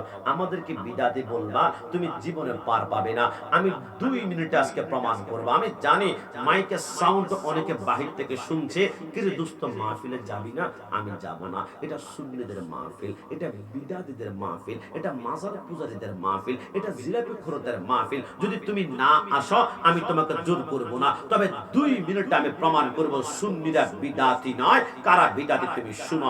আমি যদি প্রশ্ন করি who is the founder of Wahhabism, আপনি জবাব দিবেন আব্দুল ওহাব নজদি। আমি যদি প্রশ্ন করি who is the founder of Jamaat Islami, আপনি বলবেন আবুল আলা মওদুদি। আমি যদি প্রশ্ন করি who is the founder of Deobandism, আপনি বলবেন কাসেম নানতুবি। আমি যদি প্রশ্ন করি who is the founder of Ahle Hadith, আপনি বলবেন ইবনে তাইমিয়া। আমি যদি প্রশ্ন করি who is the founder of Qadiani, আপনি বলবেন গোলাম মির্জা আহমদ কাদিয়ানি। আমি যদি প্রশ্ন করি who is the founder of আহলে সুন্নাত ওয়াল জামাত ওয়ান পারসন সরকারে মদিনা সাইয়্যিদুল মুরসালিন খাতামুন নবিয়্যিন শাফিউল মুসলিমিন আনসিল গরাবিন রাহমাতাল লিল আলামিন রাহাতাল আশিকিন মুরাদিল মুশতাকিন শামসুল আরিফিন মিসবাহিল মুকাররাবিন সাহিবুস সাকালান নবিয়ুল হারামাইন ইমামুল কিবলাতান। কসম খোদার আমরা সুন্নিরা নতুন দল বানাই নাই, নতুন লিডার বানাই নাই, নতুন নেতা বানাই নাই। নতুন দল বানিয়েছো তোমরা, নতুন নেতা বানিয়েছো তোমরা, নতুন লিডার বানিয়েছো তোমরা। আমরা সুন্নিরা 1450 বছর আগে আমার নবী যে দল আমাদেরকে দিয়েছে আহলে সুন্নাত ওয়াল জামাত, ওই দলে আমরা আছি। আমরা সুন্নিরা বিদআতি নয়। মনে রাখবা কিয়ামতের ময়দানের পরে একটা দল জান্নাতে যাবে, এটা হচ্ছে আহলে সুন্নাত ওয়াল জামাত। এদেরকে বলা হয় সুন্নি। তো সুন্নিরা বিদআতি নয়, সুন্নিরা জান্নাতি। জান্নাতি ডান হাত তুলে বলা ঠিক কিনা? আমাদেরকে বিদআতি বলে পার পারি না, কারণ আমরা জানি নবী ছাড়া দুনিয়া বলো, কবর বলো, হাসর বলো, আমার নবী ছাড়া কোনো উপায় না। জবান খুলে বলো না উপায় যে নাই। আমি প্রমাণ করে 2 মিনিটে। আমার পাশে আমার সভাপতি মহোদয় আছে। আমি সবাইকে একটা প্রশ্ন করব, যে তথ্যটা এখন দিব, যদি অন্তরে ধারণ করতে পারেন কোন বাতিলের বাচ্চা জীবনে আপনার ঈমান হরণ করতে পারবে না। আমি তথ্যটা দেওয়ার পূর্বে আমি সবাইকে একটা প্রশ্ন করব, যদি প্রত্যেকে উত্তর জানেন আমাকে ডান হাত তুলে একটু সাপোর্ট দিতে হবে, উত্তর দিতে হবে। সবাই আমার সামনে বসে বলুন তো, কবরে গেলে আমাদেরকে কয়টা প্রশ্ন করা হবে? না, সবাই ডান হাত তুলে বলতে হবে কয়টা। কিন্তু আমি গোলাম রাব্বানী কাশেমি, আমার এলেম কম, আমার এলেম ফেরার মতো, কিন্তু আমি আল্লাহর শপথ করে বললাম, যারা লা ইলাহা ইল্লাল্লাহ মুহাম্মদ রাসূলুল্লাহ এই কালিমা পড়েছে, আপনি মুসলমান, আমি মুসলমান, সভাপতি সাহেব মুসলমান, একটু পরে চিফ গেস্ট প্রধান অতিথি সাহেব আসবেন মুসলমান। কসম খোদার, মুসলমানের জন্য কবরের 3টা নয়, কবরের 3টা নয়, কবরের 3টা নয়। কসম, মুসলমানের জন্য কবরের প্রশ্ন হবে শুধুমাত্র একটি। চিৎকার দিয়ে সুবহানাল্লাহ। হুজুর, আমাদের এলাকাটার নাম কি না? পশ্চিম গাজীপুর জামে মসজিদের মাহফিল। হুজুর একটা জ্ঞানজাম তো আগামীকাল সকালে লাগিয়ে দিবেন। সারা জীবন শুনলাম কবরে 3টা প্রশ্ন করা হবে, মার রাব্বুকা, মা দীনুকা, মা তাকুলু ফি হাক্কি হাযার রাজুল লি মুহাম্মাদিন সাল্লাল্লাহু আলাইহি ওয়াসাল্লাম। আপনি কোত্থেকে এসে বলছেন কবরে প্রশ্ন করা হবে একটা?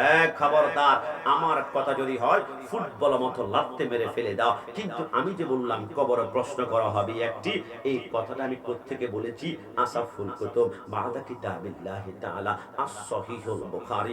আল্লাহর কোরআনের পরে আসমান জমিনের মধ্যখানে যদি কোনো বিশুদ্ধ কিতাব থাকে, ওই কিতাবের নাম বুখারী শরীফ। বুখারী শরীফ 30 পারা আমি পড়ার সৌভাগ্য হয়েছে। এটা অহংকার নয়। লাইন পড়েছি, পৃষ্ঠা পড়েছি, নুকতা পড়েছি, হরকত পড়েছি। বুখারী শরীফে স্পষ্ট লেখা আছে, মুসলমানদের জন্য কবরের প্রশ্ন হবে শুধুমাত্র একটি, যেটা জবাব দিতে পারলে ডাইরেক্ট জান্নাতি, আর জবাব দিতে না পারলে ডাইরেক্ট জাহান্নামী। তো হুজুর, সারা জীবন যে শুনলাম কবরে 3টা প্রশ্ন করা হবে, এটা কি মিথ্যা?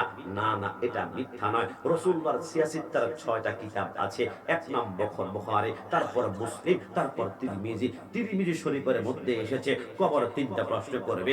ইমাম বুখারী, ইমাম তিরমিজি বলে 3টা, আপনি বলেন একটা। আমরা যাব কোথায়? ইমাম বুখারী বলে খবরদার, আমি একটি বলেছি। আমার ইমাম বুখারী শরীফ নিয়ে সন্দেহ করব না। কেন? ইমাম বুখারী বলে আমার 5400 হাদিস নিয়ে আমি বুখারীতে কোট করেছি।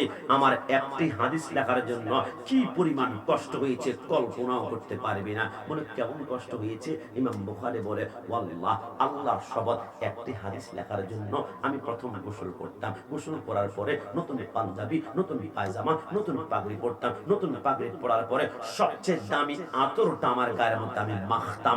মাখার পরে আমি নামাজের মুসল্লা বিছিয়ে আল্লাহু আকবার বলে, কে কথা বলে এখান দিয়ে? কথা বললে তাবারক ক্যান্সেল। ছোট্ট ছোট্ট বাচ্চারা ধমক দেওয়া যাবে, প্যান্ডেল থেকে বের করা যাবে না। কারণ ওরা যদি প্যান্ডেল থেকে বের করি, 20 বছর পরে মাহফিলের আয়োজন কে করবে? কারণ এখন 7 বছর, তো 20 বছর পরে 27 বছর হবে। আর এখন যারা 27 বছর, এদের 54 বছর, এরা 3 নম্বর লাঠি নিয়ে ঠকঠক করে হাঁটতে হবে। আর ছোটরা ইয়ং হবে, রাত 10টা বাজে ঘুমিয়ে যাওয়ার কথা, রাত 11টা 12টার দিকে চলে যায়, কিন্তু ঘুমের কোনো আশ চোখের মধ্যে নাই। কারণ যাদের অন্তরে রাসূলুল্লাহর ইশক ঢুকে যায়, দুনিয়ার কোনো ঘুম তাকে আটকায় রাখতে পারে? জবান খুলে বলুন, পারে? ইমাম বুখারী বলে, একটি হাদিস লেখার জন্য এরপর আমি নামাজের মুসল্লা বিছাতাম। নামাজের মুসল্লা বিছিয়ে আল্লাহু আকবার বলে 2 রাকাত নামাজ পড়তাম। নামাজ পড়ার পরে হাতের মধ্যে কলম, সামনে কাগজ নিয়ে চোখ বন্ধ করে মুরাকাবার মধ্যে বসে, ধ্যানের মধ্যে বসে, মেডিটেশনের ভিতরে বসে ইমাম বুখারী হাতের মধ্যে কলম নিয়ে ঘন্টার পর ঘন্টা, ঘন্টার পর ঘন্টা, ঘন্টার পর ঘন্টা চলে যায়। লিখছেন না কেন? লিখছেন না কেন? লিখছেন না কেন? ইমাম বুখারী বলে, ততক্ষণ পর্যন্ত আমি বুখারীতে একটা আঁক লাগাই না, যতক্ষণ না পর্যন্ত আকাই নামদার দুধানের বাদশা সরকার মদিনা আমার সামনে না আসে। রাসূল যখন আমার সামনে এসে বলে, ইমাম বুখারী যে হাদিস লেখার জন্য বসেছ, এটা সহিহ আমার জবান থেকে বের হয়েছে, ততক্ষণ পর্যন্ত আমি বুখারীতে একটা আঁক লাগাই না। চিৎকার মেরে বলি সুবহানাল্লাহ। ইমাম বুখারী আপনার কথা বুঝে শুনে বোঝা গেল মদিনাওয়ালা নবীর পারমিশন ছাড়া যেহেতু লেখেন না, তাহলে আপনার বুখারী শরীফ নিয়ে আর কোনো সন্দেহ করা যাবে না। আসাফুল কুতুব বাদা কিতাবিল্লাহ, আল্লাহর কোরআনের পর আপনার হাদিসটা সত্যি। তাহলে ইমাম বুখারী এবার আমাদেরকে একটু ভেঙে দিন না। আপনি যে বলবেন মুসলমানদের জন্য 3টা নয়, কবর প্রশ্ন হবে একটি, কিভাবে? ইমাম বুখারী বলে, শোনো, আমার মাইকের সাউন্ড যারা শুনতে পাচ্ছেন, এইখানে যারা আছেন বাইরে থেকে, আপনি জোর করে আপনাকে প্যান্ডেলে আমি আনবো না। কারণ মেহবুব কি মেহফিল কো মেহবুব নে সাজাতি হে, আতে হে ওহি জিनको সরকারে বুলাতি হে। এই প্যান্ডেলে আমি আনতে পারবো না, কসম খোদার। আলা হযরত বলে, এই সব জান্নাতের প্যান্ডেলে, আজকের প্যান্ডেলে একমাত্র তারাই আসবে যাদেরকে মদিনাওয়ালা নবী ডেকে ডেকে নিয়ে আনবে। জোরে বলি সুবহানাল্লাহ। বিশ্বাস করেন, আপনাদেরকে আপনি শক্তি দিয়ে আসেন না। যদি আসা যেত, অনেক যুবকের আগে আমার মুরব্বীরা 70-80 বছর চলে আসছে, শক্তি দিয়ে যদি আসা যেত, যুবকরা সবাই আগে আসতো, মুরব্বীরা ঘরে থাকতো। অনেক মুরব্বী যদি চলে আসছে, তাহলে বোঝা গেল শক্তি দিয়ে আসেন নাই, আমার নবী আপনাদেরকে ডেকে ডেকে নিয়ে আসছে। যদি বলি সুবহানাল্লাহ। ইমাম বুখারী ভেঙে দেন, ভেঙে দেন। তাহলে আমরা যারা শুনতে পাচ্ছি বাইরে থেকে বা ভিতরে সেনসিটিভ, যে একটা প্রশ্ন, যে একটি প্রশ্ন করা হবে, ওই প্রশ্নটা কি, যেটা জবাব দিতে পারলে ডাইরেক্ট জান্নাতি, আর জবাব দিতে না পারলে ডাইরেক্ট নারুল্লাহিল মুকাদ্দাতুল্লাতি তাত্তালিউ আলাল আফিদা। ইমাম বুখারী বলে, কবর প্রশ্ন একটি হবে। তোমরা ক্লিয়ার করে শুনে নাও। একজন মানুষকে যখন কবর রাখা হবে, এরপর মুনকার নাকির নামে 2 জন ফেরেশতা আসবে। মুনকার নাকির এসে বলে, এই লোকটা কি হিন্দু নাকি বৌদ্ধ নাকি খ্রিস্টান, তার পরিচয় আমাদের জানা নাই, তবে এই লোকটা মুসলমান কিনা এটা আমাদেরকে একটু বের করতে হবে আগে। এই জন্য প্রথম একটা প্রশ্ন করা হয়, মার রব্বুকা, তোমার রবকে? রব্বি আল্লাহ যারা বলে, আমরা তাদেরকে একটা কাতারে নিয়ে যাই। আর যারা বলে লা রব্বি, আমাদের কোনো প্রভু নাই, লা রব্বি, আমাদের কোনো প্রভু নাই, তাদেরকে ডাইরেক্ট জাহান্নামের মধ্যে নিক্ষেপ করা হয়। রব্বি আল্লাহ যারা বলেছে, মুনকার নাকির বলে রব্বি আল্লাহ মানে আমার প্রভু আল্লাহ যারা বলেছে, আমরা মনে করছিলাম সবাই তো মুসলমান, কিন্তু অবাক হয়ে গেলাম, রব্বি আল্লাহ যারা বলেছে এরা সবাই মুসলমান নয়। রব্বি আল্লাহ কাতারের ভিতরে হিন্দু আছে, কারণ হিন্দুরও আল্লাহকে বিশ্বাস করে, তারা আল্লাহকে ভগবান বলে। রব্বি আল্লাহর ভিতরে বৌদ্ধ আছে, কারণ বৌদ্ধরা আল্লাহকে বিশ্বাস করে, তারা আল্লাহকে ঈশ্বর বলে। রব্বি আল্লাহর ভিতরে খ্রিস্টান আছে, কারণ খ্রিস্টানরাও আল্লাহকে বিশ্বাস করে, তারা আল্লাহকে গড বলে। মুনকার নাকির বলে হাই হাই, রব্বি আল্লাহর ভিতরে হিন্দু, বৌদ্ধ, খ্রিস্টান বরাবর, কিন্তু মুসলমান তো এখনো পেলাম না। এবার রব্বি আল্লাহ কাদার সামনে গিয়ে মুনকার নাকির আরেকটা প্রশ্ন করে, মা দীনুকা, তোমার ধর্ম কি? একজন বলে দীনিয়াল হিন্দু, যাও তুমি জাহান্নামে। মা দীনুকা বলে দীনিয়াল বৌদ্ধ, যাও তুমি জাহান্নামে। মা দীনুকা বলে দীনিয়াল খ্রিস্টান, যাও তুমি জাহান্নামে। আরেকজন তো প্রশ্ন করে মা দীনুকা, সে মুস্কি মুস্কি হেসে বলে দীনিয়াল ইসলাম। ফেরেশতা বলে এই তো মুসলমান পাওয়া গেছে, মুসলমানকে এই পাশে আসো। মা দীনুকা বলে দীনিল ইসলাম, আরে মুসলমান এই পাশে আসো। মা দীনুকা বলে দীনিল ইসলাম, মুসলমান এই পাশে আসো। সমস্ত মুসলমানকে একটা কাতারে দাঁড় করিয়ে মুনকার নাকির বলে, মুসলমান তোমাদের পরিচয় বের করতে অনেক সময় কিন্তু চলে গিয়েছে, তবে মুসলমান তোমার জন্য প্রশ্ন হচ্ছে একটা, উত্তর দিতে পারলে ডাইরেক্ট জান্নাতি, উত্তর দিতে না পারলে ডাইরেক্ট জাহান্নামে। ইমাম বুখারী বলে আমি কি বলেছিলাম, মুসলমানের জন্য কবর প্রশ্ন একটা। মুনকার নাকির বলে মুসলমান তোমাদের জন্য প্রশ্ন হচ্ছে একটা। এবার মুসলমান কথা শুরু করে, তাড়াতাড়ি প্রশ্ন করো না, আমরা জান্নাতে যাব, তৃষ্ণা লেগেছে, ওইখানে মধুর নহর, দুধের নহর, শরাবের নহর আছে, কাউসার আছে। মুনকার নাকির বলে প্রশ্ন তোমার সামনে এখন, মা তাকুলু ফি হাক্কি হাযার রাজুলি লি মুহাম্মাদিন সাল্লাল্লাহু আলাইহি ওয়াসাল্লাম, এই যে তোমার সামনে মুহাম্মদ সাল্লাল্লাহু আলাইহি ওয়াসাল্লাম, তার সম্পর্কে তুমি বলো।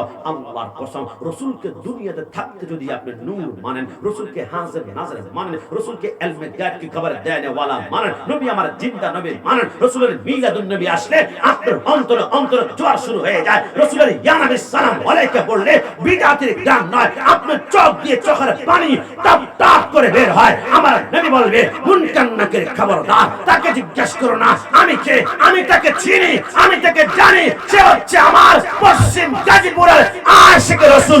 রাসূল যদি আপনার সাথে আমাকে মুনকার নাকিরের পরিচয় করিয়ে দেয়, দুনিয়ার কোন শক্তি জান্নাতে যাওয়ার জন্য আটকায় রাখতে পারবে না সুন্নিদেরকে। ডান হাত তুলে বলো ঠিক কিনা?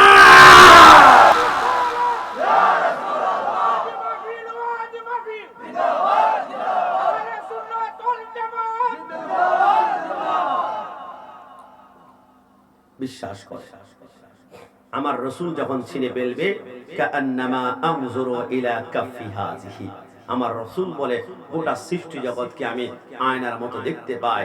এই যে এই মুহূর্তে পশ্চিম গাজীপুরে আমরা কারা রাসূলুল্লাহর প্রেমের কথা বলছি, আমার রাসূল আপনাকেও ছিলেন, আপনার বাবাকেও ছিলেন, আদম থেকে শুরু করে এই পর্যন্ত প্রতিটা বংশের মানুষকে মদিনাওয়ালা নবী চিনতে পারেন। একটু জবান খুলে বলুন সুবহানাল্লাহ। ওই নবীর প্রেম মোহাব্বত অন্তর রেখে আমাদের জীবনে রাসূলুল্লাহর ভালোবাসা চাই কি চাই না? দুই হাত তুলে বলুন চাই কি না? এবার সহজ ভাবে 5 মিনিটে ডাইরেক্ট আমি মেরাজের শেষ প্রান্তে গিয়ে আলোচনা গোছাবো, তবে সেনসিটিভ ভাবে দিবেন। এবার আমার রাসূল বাইতুল মুকাদ্দাসের মধ্যে গেল, 2 রাকাত নামাজ পড়লো। মনে রাখবেন লা ইয়াদখুলুল পৃথিবীর জমিনের মানুষ, তোমরা শুনো, দুনিয়ার সব জায়গায় দাজ্জাল আক্রমণ করতে পারলো, 3টা জায়গায় দাজ্জাল জীবনে আক্রমণ করতে পারবে না। 1 নম্বর জায়গা হচ্ছে লা উকসিমু বিহাদাল বালাদ, এটা হচ্ছে মক্কার হারাম শরীফ, ওইখানে দাজ্জাল আক্রমণ করতে পারবে না, কারণ ওইখানে রাসূলুল্লাহর কদম লেগেছে। 2 নম্বর জায়গায় দাজ্জাল আক্রমণ করতে পারবে না, ওয়ালাউ আন্নাহুম ইয যালামু আনফুসাহুম জাউকা ফাস্তাগফিরুল্লাহ ওয়াস্তাগফারা লাহুমুর রাসূল লাওয়াজাদুল্লাহ তাওয়াবার রহিমা, কারণ সেইখানে মদিনায় আমার রাসূলের কদম লেগেছে। 3 নম্বর জায়গায় দাজ্জাল আক্রমণ করতে পারবে না। সুবহানাল্লাযী আসরা বিআবদিহি লাইলাম মিনাল মাসজিদিল হারামি ইলাল মাসজিদিল আকসা, সেটা হচ্ছে বাইতুল মুকাদ্দাস, কারণ মিরাজের রজনীতে আমার রাসূলের কদম সেইখানে পড়েছে। আমার আল্লাহ বলে রাসূলের কদম যেখানে যেখানে লেগেছে ওই কদমের সম্মানে আর দাজ্জাল সেখানে আক্রমণ করা আমি আল্লাহ হারাম করে দিলাম, বলে দিলাম সুবহানাল্লাহ। সর্বশেষ কথা, এবার আমার নবী সরকার মদিনা প্রথম আসমানে গেলেন। আমরা সকলেই জানি প্রথম আসমানে যাওয়ার পরে জিবরাইল যখন প্রথম আসমানের দরজায় নক করলো, টোকা দিল, ভিতর থেকে ফেরেশতা প্রশ্ন করলো, মান আনতা, আপনি কে, আপনার পরিচয় কি? বলে আনা জিবরাইলু, আমি হচ্ছে জিবরাইল। তারপরও কিন্তু আসমানের দরজা খোলা হয় না। এবার জিজ্ঞেস করলো আপনার সাথে কে? যখন বলল সরকারে মদিনা, তখন দরজা খোলা হলো। ভিতরের ফেরেশতাকে প্রশ্ন করা হয়। বিশ্ববিখ্যাত কিতাব মাকামে নবুওয়াত সাহেব জাদা আল্লামা ইফতেখারুল হোসেন কাদের লেখে, ভিতরে ফেরেশতাকে প্রশ্ন করা হয়, কি রে ফেরেশতা, তুমি কি জিবরাইলকে চিনো না? জিবরাইল হচ্ছে মুআল্লিমুল মালায়েকা, তোমাদের লিডার। ভিতরে ফেরেশতা বলে, আমি তো চিনি। যদি চিনো তাহলে প্রশ্ন কেন করলা, তুমি কে? ভিতরে ফেরেশতা বলে, আমি প্রশ্ন করতাম না, একটা কারণে করেছি, কারণ আমার আল্লাহ যখন 7টা আসমান বানিয়েছে, প্রত্যেকটা আসমানে 2টা করে ডোর বানিয়েছে, 2টা করে দরজা বানিয়েছে। একটা দরজা দিয়ে সমস্ত আম্বিয়া ফেরেশতারা আসবে, আর 7টা আসমানে 7টা দরজা বানিয়েছে শুধু রাসূলুল্লাহকে মেরাজে নেওয়ার জন্য। মেরাজে নেওয়ার জন্য আমি যখন দেখলাম ওই দরজার মধ্যে জিবরাইল, আমি চিন্তা ভেঙে পড়লাম, কিন্তু জিবরাইল কেন আসবে? দরজা বানিয়েছে মদিনাওয়ালা নবীর জন্য। জিজ্ঞাসা করলাম, তুমি কে? বলে আনা জিবরাইল। আমি সহ্য করতে পারলাম না, নবী কোথায়? জিজ্ঞাসা করলাম, তোমার সাথে কে? যখন বলল আমার সাথে মদিনাওয়ালা নবী, আমি চিন্তা করলাম যার জন্য দরজা বানানো হয়েছে তিনি যখন আগমন করেছে, তারপর আমি 7টা আসমানের দরজা সেকেন্ডের ভিতরে ওপেন করে দিলাম। সুবহান। এরপর আমার নবী 7ম আসমানের পরে সিদরাতুল মুনতাহায় গেল। আমার নবীর সামনে যায়, জিবরাইল স্টপ হয়ে গেল। কি রে জিবরাইল, সামনে যাবে না? জিবরাইল বলে, আগার একসার মই বারতার ফারাম ফুরুগে বিতাজাল্লি বিসুজাদা হারাম। এক জাররা পরিমাণ নবীর সামনে যদি যায়, আমার 600 নূরের পাখাগুলা জ্বলে জ্বলে আঙ্কার হয়ে যাবে। কেন রে জিবরাইল, কেন জিবরাইল? জিবরাইল বলে, নবী আপনি কখনো আমার মত নয়, আমি আপনার মত নয়। তাহলে ফেরেশতার আকীদা হচ্ছে রাসূল কখনো আমার মত হতে পারে? জবান খুলে বলেন, পারে? তাহলে একজন ফেরেশতার আকীদা যদি হয় রাসূল আমার মত নয়, তাহলে আজরাইলের আকীদাও রাসূল আমার মত নয়, ইসরাফিলের আকীদা রাসূল আমার মত নয়, মিকাইলের আকীদা রাসূল আমার মত নয়। আর ফেরেশতাদের আজরাইল বলে, আমি যখন কোনো মানুষের রূহ কবজ করার জন্য যাই, প্রথম তার আকীদার লিস্টটা আমার হাতের মধ্যে নেই। আমি যদি মতলব পশ্চিম গাজীপুর এলাকার মধ্যে কোনো বাতিলের ঘরের মধ্যে যায়, আমি যখন দেখি তার আকীদা রাসূল আমার মত খায়, আমার মত হাঁটে, নবী মাটির তৈরি, নবী আমার মত ঘুমায়, নবী এখন পচে গলে গিয়েছে, আমি যখন দেখলাম তার আকীদার সাথে ফেরেশতার আকীদা সাংঘর্ষিক, আমার আকীদার সাথে আল্লাহর আকীদা সাংঘর্ষিক, আমি তার রূহটা এত জোরে টান মারি, তার 37টা রগ 2 টুকরা করে খান খান করে ফেলি। আর যখন দেখি কোন আশিক রাসূলের ঘরে তার আকীদার লিস্ট নেই, আরে সেই বলে নবী আমার মত হতে পারে না, নবী নূরের তৈরি, নবী হাজির নাজর, নবী গায়ব কি খবর দেন ওয়ালা, নবী জিন্দা, নবী জিন্দা, নবী জিন্দা। তার রূহটা আমি এমন ভাবে কবজ করি, একটা অসুস্থ সন্তানের পিঠের মধ্যে 5টা আঙ্গুল দিয়ে একটা মা যদি অসুস্থ সন্তানের পিঠের মধ্যে মাসাজ করে টিপে টিপে যায়, যেমন আরাম লাগে, তার রূহটা আমি আরামে আরামে কবজ করে হাউজে কাউসারের জান্নাত পর্যন্ত পৌঁছে দেই। জুড়ে বলি সুবহান। আমার সরকারে মদিনা বলে, সেইখান থেকে আমি চলে গেলাম কাবা কাউসাইরে আও আদনা। আমরা সকলেই জানি ওইখান থেকে রাসূল আসার সময় আমার নবীকে 50 ওয়াক্ত নামাজ দিয়েছিল, সব আপনাদের জানা। আসার সময় আমার মুসা কালিমুল্লাহ বলল, নবী আপনার উম্মত 50 ওয়াক্ত নামাজ পারবে না। আমার নবী আবার গেল, আবার 5 ওয়াক্ত কমিয়েছে। খুব আস্তে একটু না না, অনেক কষ্ট আছে। আমরা সকলেই জানি আমার নবী কয়বার গিয়েছে? 9 বার গিয়েছে। 45 ওয়াক্ত নামাজ কমিয়ে আনার পরে আমার নবী যখন 5 ওয়াক্ত নিয়ে আসলো, মাদারিজুন নবুওয়াতের মধ্যে আব্দুল হক মুহাদ্দিস দেহলভী রাহমাতুল্লাহ লেখে, এবার মুসা কালিমুল্লাহ বলে, নবী আপনার উম্মত এই 5 ওয়াক্ত নামাজও পারবে না, আপনি আবার যান, আবার কমিয়ে আনেন। আমার নবী মুস্কি হেসে বলে, কিরে মুসা, আরেকবার যদি যায় তাহলে 5 ওয়াক্ত যদি কমাই পেরে তাহলে তো 0 হয়ে যাবে, শূন্য হয়ে যাবে। কিরে মুসা, আমি কেন আবার যাব? মুসা কালিমুল্লাহ বলে, তাই নাকি? আমার নবী বলে, মুসা তাই নাকি মানে কি? তুমি কি হিসাব করছো না? মুসা কালিমুল্লাহ বলে, আমি তো হিসাবের মধ্যে নাই, তাহলে কেন পাঠাচ্ছ? মুসা কালিমুল্লাহ বলে, আমি তো আমার তামান্না পূরণ করছি, আমি তো আমার আকাঙ্ক্ষা পূরণ করছি। বলে, কি তামান্না? ইয়া রাসূলুল্লাহ, আপনি কি দেখেন নাই আমি তুর পাহাড়ে গিয়ে বারবার বলেছিলাম, রব্বি আরনি, আল্লাহ তোমাকে দেখতে চাই, রব্বি আরনি, আল্লাহ তোমাকে দেখতে চাই। আল্লাহ বলে, লান তারানি, আমাকে দেখা যাবে না। বারবার দরখাস্ত করার কারণে আমার আল্লাহ ৭০,০০০ নূরের পর্দা একটু ফাঁক করে দিয়েছিল। গোটা তুর পাহাড়টা জ্বলে জ্বলে আমাদের চোখে সুরমা হয়ে গেল। আল্লাহকে দেখতে পারি নাই। কিন্তু আজকে আমার সুযোগ চলে আসছে। নবী বলে, মানে কি? ইয়া রাসূলুল্লাহ, আপনি যতবার আল্লাহর কাছে যান আমার সামনে আসেন, আল্লাহর কাছে যান আমার সামনে আসেন, কসম খোদার ততবার নবী আপনার চোখের মনের ভিতরে আমি আল্লাহর কুদরতের সূরা দেখতে পাচ্ছিলাম। নবী, আমি বুঝে ফেললাম আপনি হচ্ছেন আল্লাহ দেখার আয়না। একটু জবাব দিতে সুবহানাল্লাহ। ওই নবীর পক্ষে কথা বলি, নবীকে ভালোবাসি বলে সুন্নিদের বড় অপরাধ। নবীকে ভালোবাসি বলে ওয়াসিয়া দরবার শরীফের ভক্তদের বড় অপরাধ। কিন্তু নবীর পক্ষে সারা জীবন কথা বলবো। ১ কোটি বার গরম সুন্নি বলে গালি দিলে আমরা ভয় পাই না, কারণ আমার মাকে গালি দিলে আমি জীবনে গরম হব না, আমার বাবাকে গালি দিলে আমি গরম হব না। আমি গোলাম রাব্বানী কাশিমি আজকে পীর সাহেব হুজুর আর সভাপতি মহোদয়কে গালি দিলে আমরা গরম হব না। কিন্তু আমার নবী আন-নাবিয়্যু আওলা বিল মুমিনিনা মিন আনফুসিহিম, আমার নবী হচ্ছে আমাদের জান, নবী হচ্ছে আমাদের প্রাণ, নবী হচ্ছে আমাদের কলিজা। আমাদের কলিজার বিরুদ্ধে কেউ কথা বললে তার জিভ পড়ে ছিঁড়ে ফেলা হবে। ডান হাত তুলে বলো ঠিক কিনা? সব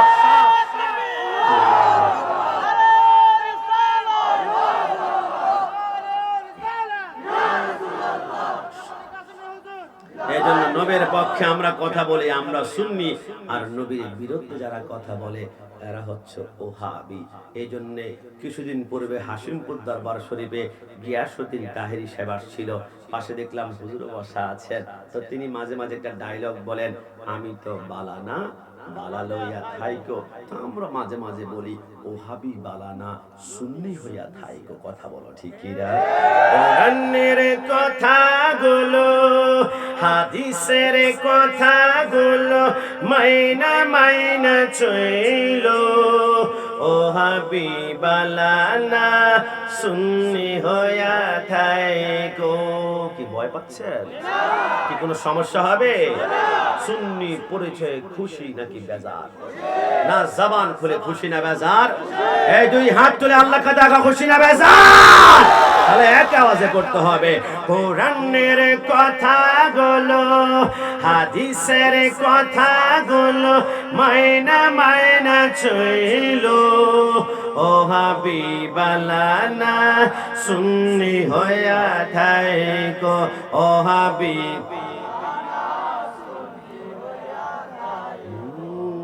নামাজ রোজা ঈমান তাজা করিবা সকলে, ওলিয়া লাগাউস কুতুব সবাই নামাজ পড়ে।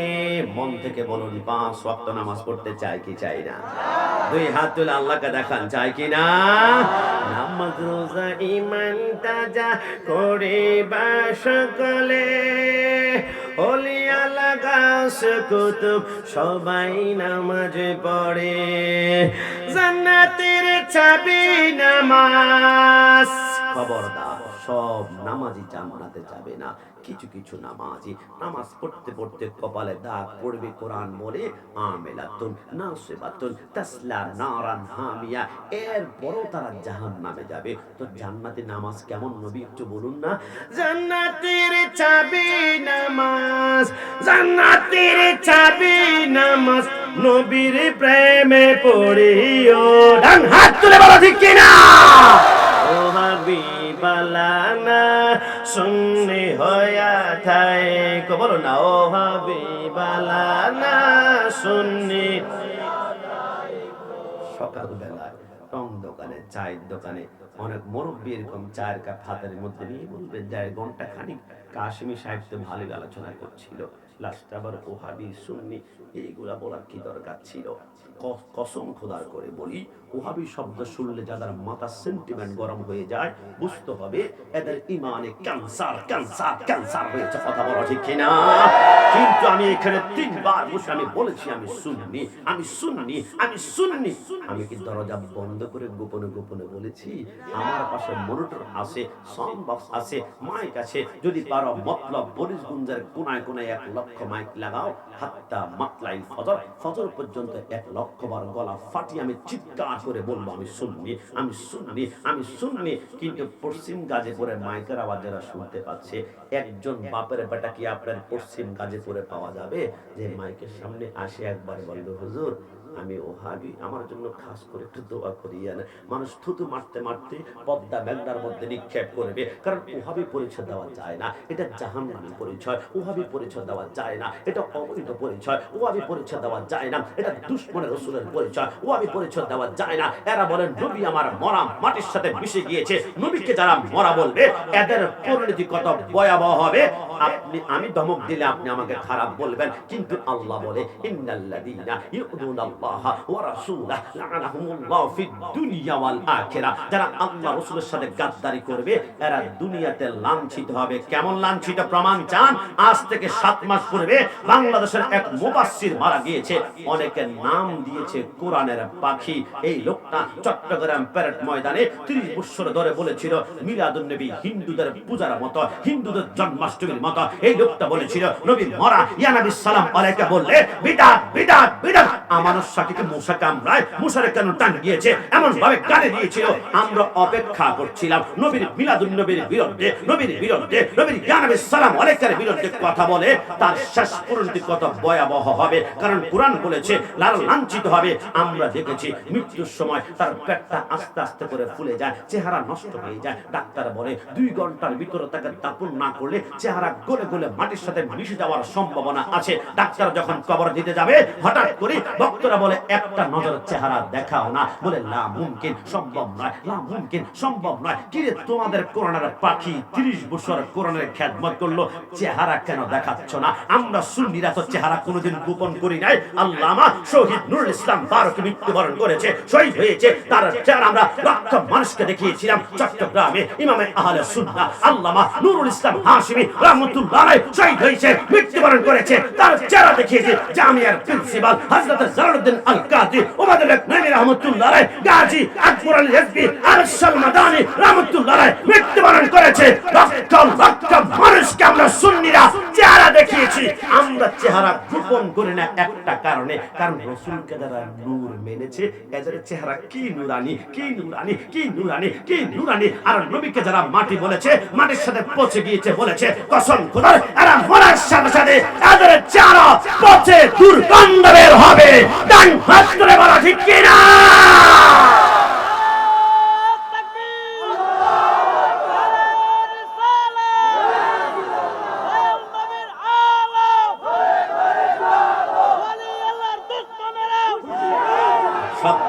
মনে রাখবেন, মনে রাখবেন অনলাইনের ভাইরা, মনে রাখবেন আমাদের দেশে বাংলা ভাই আর আব্দুর রহমান 64 জেলায় একসাথে বোমা হামলা করেছিল। আমি চিন্তা করলাম মুখে নাই, মাথায় পাগড়ি, গায়ে পাঞ্জাবি, কোরআন হাদিসের জ্ঞান কোনো কমতি ছিল না। একটা বোম বানাতে হলে কত প্রকারের জ্ঞান লাগবে, কম্পিউটার শিখতে হলে কত জ্ঞান, এত জ্ঞান থাকার পর ইসলামিক লেবাস, তারপর বোম কেন মারলো, মানুষকে রক্তাক্ত করে করলো, হাত কেন আলাদা, পা কেন আলাদা। কসম খোদার সব জ্ঞান ছিল, কিন্তু একটা জ্ঞানের কমতি ছিল, সেটা হচ্ছে ইশকে মুস্তাফা, এটা হচ্ছে নবীর প্রেম, এটা হচ্ছে নবীর আদর্শ।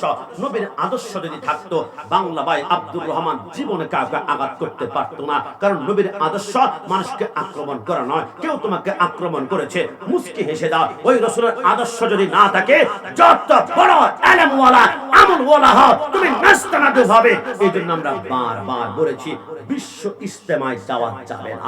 বিশ্ব ইজতেমায় যাওয়া যাবে না তিনটা কারণে। এক নম্বর কারণ, বিশ্ব ইজতেমায় যারা যায় এরা আল্লাহর হারামের হুরমতের উপর আঘাত করে। এরা বলে মক্কাতে 1 রাকাত নামাজ পড়লে 1 লক্ষ, আর বিশ্ব ইজতেমা টঙ্গীর ইজতেমায় নাকি 1 রাকাত নামাজ পড়লে 49 কোটি রাকাতের সওয়াব। জোরে বলে নাউজুবিল্লাহ। যেখানে আল্লাহর কাবা, ইন্না আউওয়ালা বাইতু উদিয়া লিন-নাসি লাল্লাযী বিবাক্কাতা মুবারাকা, যে কাবার চত্বরে গিয়ে নবী বলে একবার লাব্বাইক আল্লাহুম্মা লাব্বাইক বলো, তোমার জিন্দেগীর গুনাহগুলো আমার আল্লাহ নাস্তানাবুদ করে নিষ্পাপ সন্তানের মতো করবে। সেইখানে আমার কাবা আছে, 1 রাকাতে 1 লক্ষ। তোমার টঙ্গীর ইজতেমায় কি আছে যে 49 কোটি রাকাতের সওয়াব? কারণ ওই টঙ্গীর ইজতেমায় থাকা দুশমনের রাসূলরা 2 নম্বরে টঙ্গীর ইজতেমায় যেতে পারবেন না, কারণ এদের আকীদা ভ্রষ্ট নষ্ট। কারণ এদের আকীদা টাকার কারণে যদি মক্কা মদিনা যেতে নাও পারো তাহলে টঙ্গীর ইজতেমায় একবার আসো, সেখানে গেলে নাকি একটা হজ আদায় হয়ে যাবে। জুড়ে নাউজুবিল্লাহ। আরে কি বলছো, লজ্জা করে ব্যাপার। যেখানে মক্কাতে গেলে লা উকসিমু বিহাদাল বালাদ, রাসূলের কদম লেগেছে, সে মক্কায় যাবা। মদিনায় কেন যাবা? ওয়ালাউ আন্নাহুম ইয যালামু, রাসূলুল্লাহর কদম লেগেছে। বাইতুল মুকাদ্দাসে 1 রাকাতে 25,000 কেন?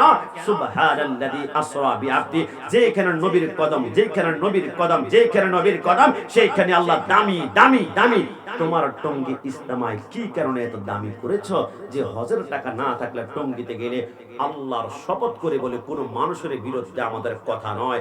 একটা কথা মনে রাখবেন, কোরআন সুন্নাহর বিরোধী কেউ কথা বললে এটাকে যদি খণ্ডন করে, এটাকে গীবত বলে না, এটাকে প্রতিবাদ বলে। এই প্রতিবাদ যদি আপনি না করেন, কিয়ামতের ময়দানে আগুনের কেচি দ্বারা জিহ্বাগুলা কেটে ফেলা হবে। কথা বলে ঠিক কি না? আর টঙ্গীর ইজতেমা 3টা কারণে যেতে পারবে না। মাইকের সাউন্ড যেখান থেকে শুনতে পাও, কারণ এদের আকীদা হচ্ছে রাসূল আমার মতো। আমার মতো রাসূলকে আমার মতো বলার আগে একটু চিন্তা করো, আমার সাথে হিসাবটাকে মিলাই দিতে পারবে? আমার রাসূলের বয়স যখন 1 বছর, মা হালিমা বলে রাসূলুল্লাহকে আমি দোলনার মধ্যে রেখে আমি ঘরের ভিতরে ঘুমাচ্ছিলাম। হঠাৎ করে মা হালিমা বলে আমি ঘরের বাইরে থেকে শুনতে পারলাম একটা আওয়াজ, কিয়ামত কিয়ামত কিয়ামত। আমি ঘর থেকে বের হয়ে দেখলাম আশেপাশের রমণীরা সমস্ত ঘর থেকে কাপড় চোপড় গুলা বের করে তারা কিয়ামত বলে চিৎকার করে। মা হালিমা বলে কি রমণীরা পাগল হয়ে গিয়েছো নাকি? কিয়ামত বলে কেন চিৎকার করো? 2 জন রমণী বলে হালিমা খবরদার, পাগল বলবি না, আসমানের দিকে তাকা। মা হালিমা বলে আমি আসমানের দিকে তাকানোর সাথে সাথে আমি থরথর করে কাঁপতে শুরু করলাম। হালিমা কি হয়েছে? মা হালিমা বলে আমি দেখলাম আসমানের চাঁদটা কতক্ষণ দক্ষিণে লাফ মারে, কতক্ষণ পূর্বে লাফ মারে, কতক্ষণ পশ্চিমে, কতক্ষণ উত্তরে। আমি বুঝে ফেললাম চাঁদ যেহেতু লাফালাফি করে কিয়ামত নিশ্চিত হয়ে যাবে। আমি হালিমা এখন ভিডিও কিয়ামত বলে চিৎকার করি। বিশ্ববিখ্যাত কিতাব মাওয়াহিবুল লাদুনিয়ার মধ্যে ইমাম কুস্তুলানি লেখে মা হালিমা স্বর্ণ মুদ্রা, অলংকার, কাপড় চোপড় সব বের করে যখন সর্বশেষ রোজ যেই লোটার পানি দিয়ে ওযু করে ওই লোটাখানা নিয়ে যে বের হওয়ার সময় রাসূলুল্লাহর দোলনার পাশ দিয়ে আসতে লাগলো।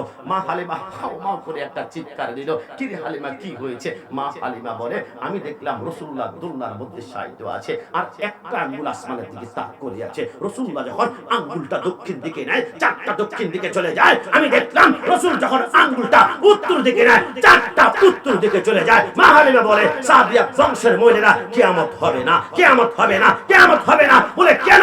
বলে আরে আসমানের চাঁদ লাফালাফি করে কিন্তু রিমোট তো হচ্ছে আমি হালিমার বারান্দায়। চলে বলি সুবহান। যেই রাসূল আঙ্গুলের ইশারা করলে চাঁদ উত্তর দক্ষিণে চলে যায়, ওই রাসূলকে যেন আমার মতো বলে ওই টঙ্গীর ইজতেমা যাওয়া যাবে না। সর্বশেষ গতকালকার আগের দিন প্রোগ্রাম করেছিলাম আনোয়ার মালগড় একটা জায়গা, যিনি রিসিভ করতে আসলো বলে হুজুর দোয়া করবেন। আমার দোস্ত টঙ্গী ইজতেমা গিয়েছে, আমাকে 112 মতো বলেছে আমি যাই। কেন গিয়েছে জানি না, তবে সে 3টা মার্ডার কেসের আসামি। পুলিশ তাকে খুঁজতেছে, এখন বাঁচার কোনো রাস্তা না পেয়ে আমার কেন জানে মনে হচ্ছে টঙ্গী ইজতেমায়। বিশ্বাস করেন কিছুদিন আগে খবর পেয়েছি যে কাকরাইল মসজিদে 3 জন হুজুর একসাথে লেবাস লাগিয়ে তারা ইয়াবা ব্যবসা করছে। কারণ তারা যখন মার্ডার কেসের আসামি হয় বাঁচতে পারে না, টঙ্গীর ইজতেমায় চলে যায়। দেখবেন বাংলাদেশের অনেক গাজাটি আছে, অনেক নেশাখোর আছে, তারা নেশার নিরাপদ জায়গা মাজারকে তারা আক্রমণ করে। কিন্তু আল্লাহর ওলির মাজারের আশেপাশে যদি গাঁজা থাকে, ইয়াবা থাকে, এটা ইয়াবা যারা খায় এরা দোষী, কিন্তু আল্লাহর ওলিকে আক্রমণ করার কথা বলা যাবে না, কারণ তারা হচ্ছে লা ইয়াযালু আবদি ইয়াতাকাররাবু ইলাইয়া মিন নাওয়াফিলি হাত্তা উহিব্বাহু ফাইদা আহবাবতুহু সামাউল লাযী ইয়াসমাউ বিহি ওয়া বাসারুল লাযী ইউবসিরু বিহি। আল্লাহর ওলিরা তো তিনি যাদের হাতগুলো আল্লাহর হাত, যাদের পাগুলো আল্লাহর পা। আমার আল্লাহ বলে পৃথিবীর কোনো মানুষ যদি আমার কাছে দরখাস্ত করে আমি কবুল করতে 1 ঘন্টা 2 ঘন্টা 3 ঘন্টা লেট করতে পারে, কিন্তু আমার ওলি আল্লাহকে যখন উসিলা বানায়, হযরত ডক্টর মনজুর আহমদ রাফাই রাহমাতুল্লাহ আলাইহি যখন উসিলা বানায়, আমি আল্লাহ বরদাস্ত করি না। কারণ প্রধানমন্ত্রী পিএস যখন প্রধানমন্ত্রীর কাছে অ্যাপ্লিকেশন করে এটা সেকেন্ডে কবুল হয়ে যায়। আল্লাহর ওলিরা হচ্ছে আমার বন্ধু। কোন উম্মত কোন বান্দা যদি আল্লাহর ওলিকে উসিলা করো, আমি আল্লাহ বন্ধুত্বের খাতিরে আমি আমার বন্ধুর উসিলা সেকেন্ডে তোমার দরখাস্ত কবুল করে ফেলে। জুড়ে বলি সুবহান।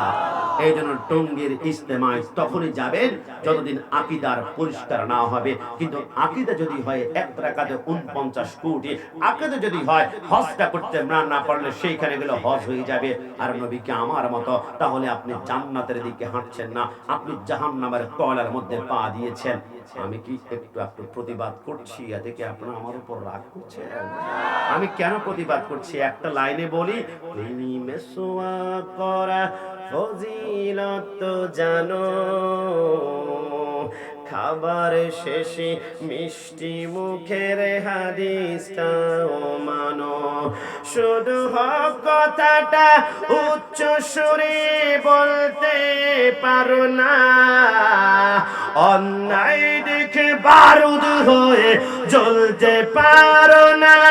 ডান হাত তুলে বলো ঠিক না? শুধু হক কথাটা উচ্চ সুরে বলতে পারো না, অন্যায় দেখে বারুদ হয়ে জ্বলতে পারো না। কেমন মুসলমান তুমি একটু ভাবো না, কেমন তোমার ঈমান একটু বলো না। তুমি মেসোয়া করা ফজিলত তো জানো। নরম নরম কথা বলা যেমন সুন্নত, আমার রাসূল বদরে বলেছিল সিদ্দিক আকবর ওই আবু জাহেলকে দেখা যাচ্ছে সামনে যদি পাও দুশমনে আহমদ ফে শিদ্দত কি দিয়ে কল্লা ডাইরেক্ট আলাদা করে ফেলবে।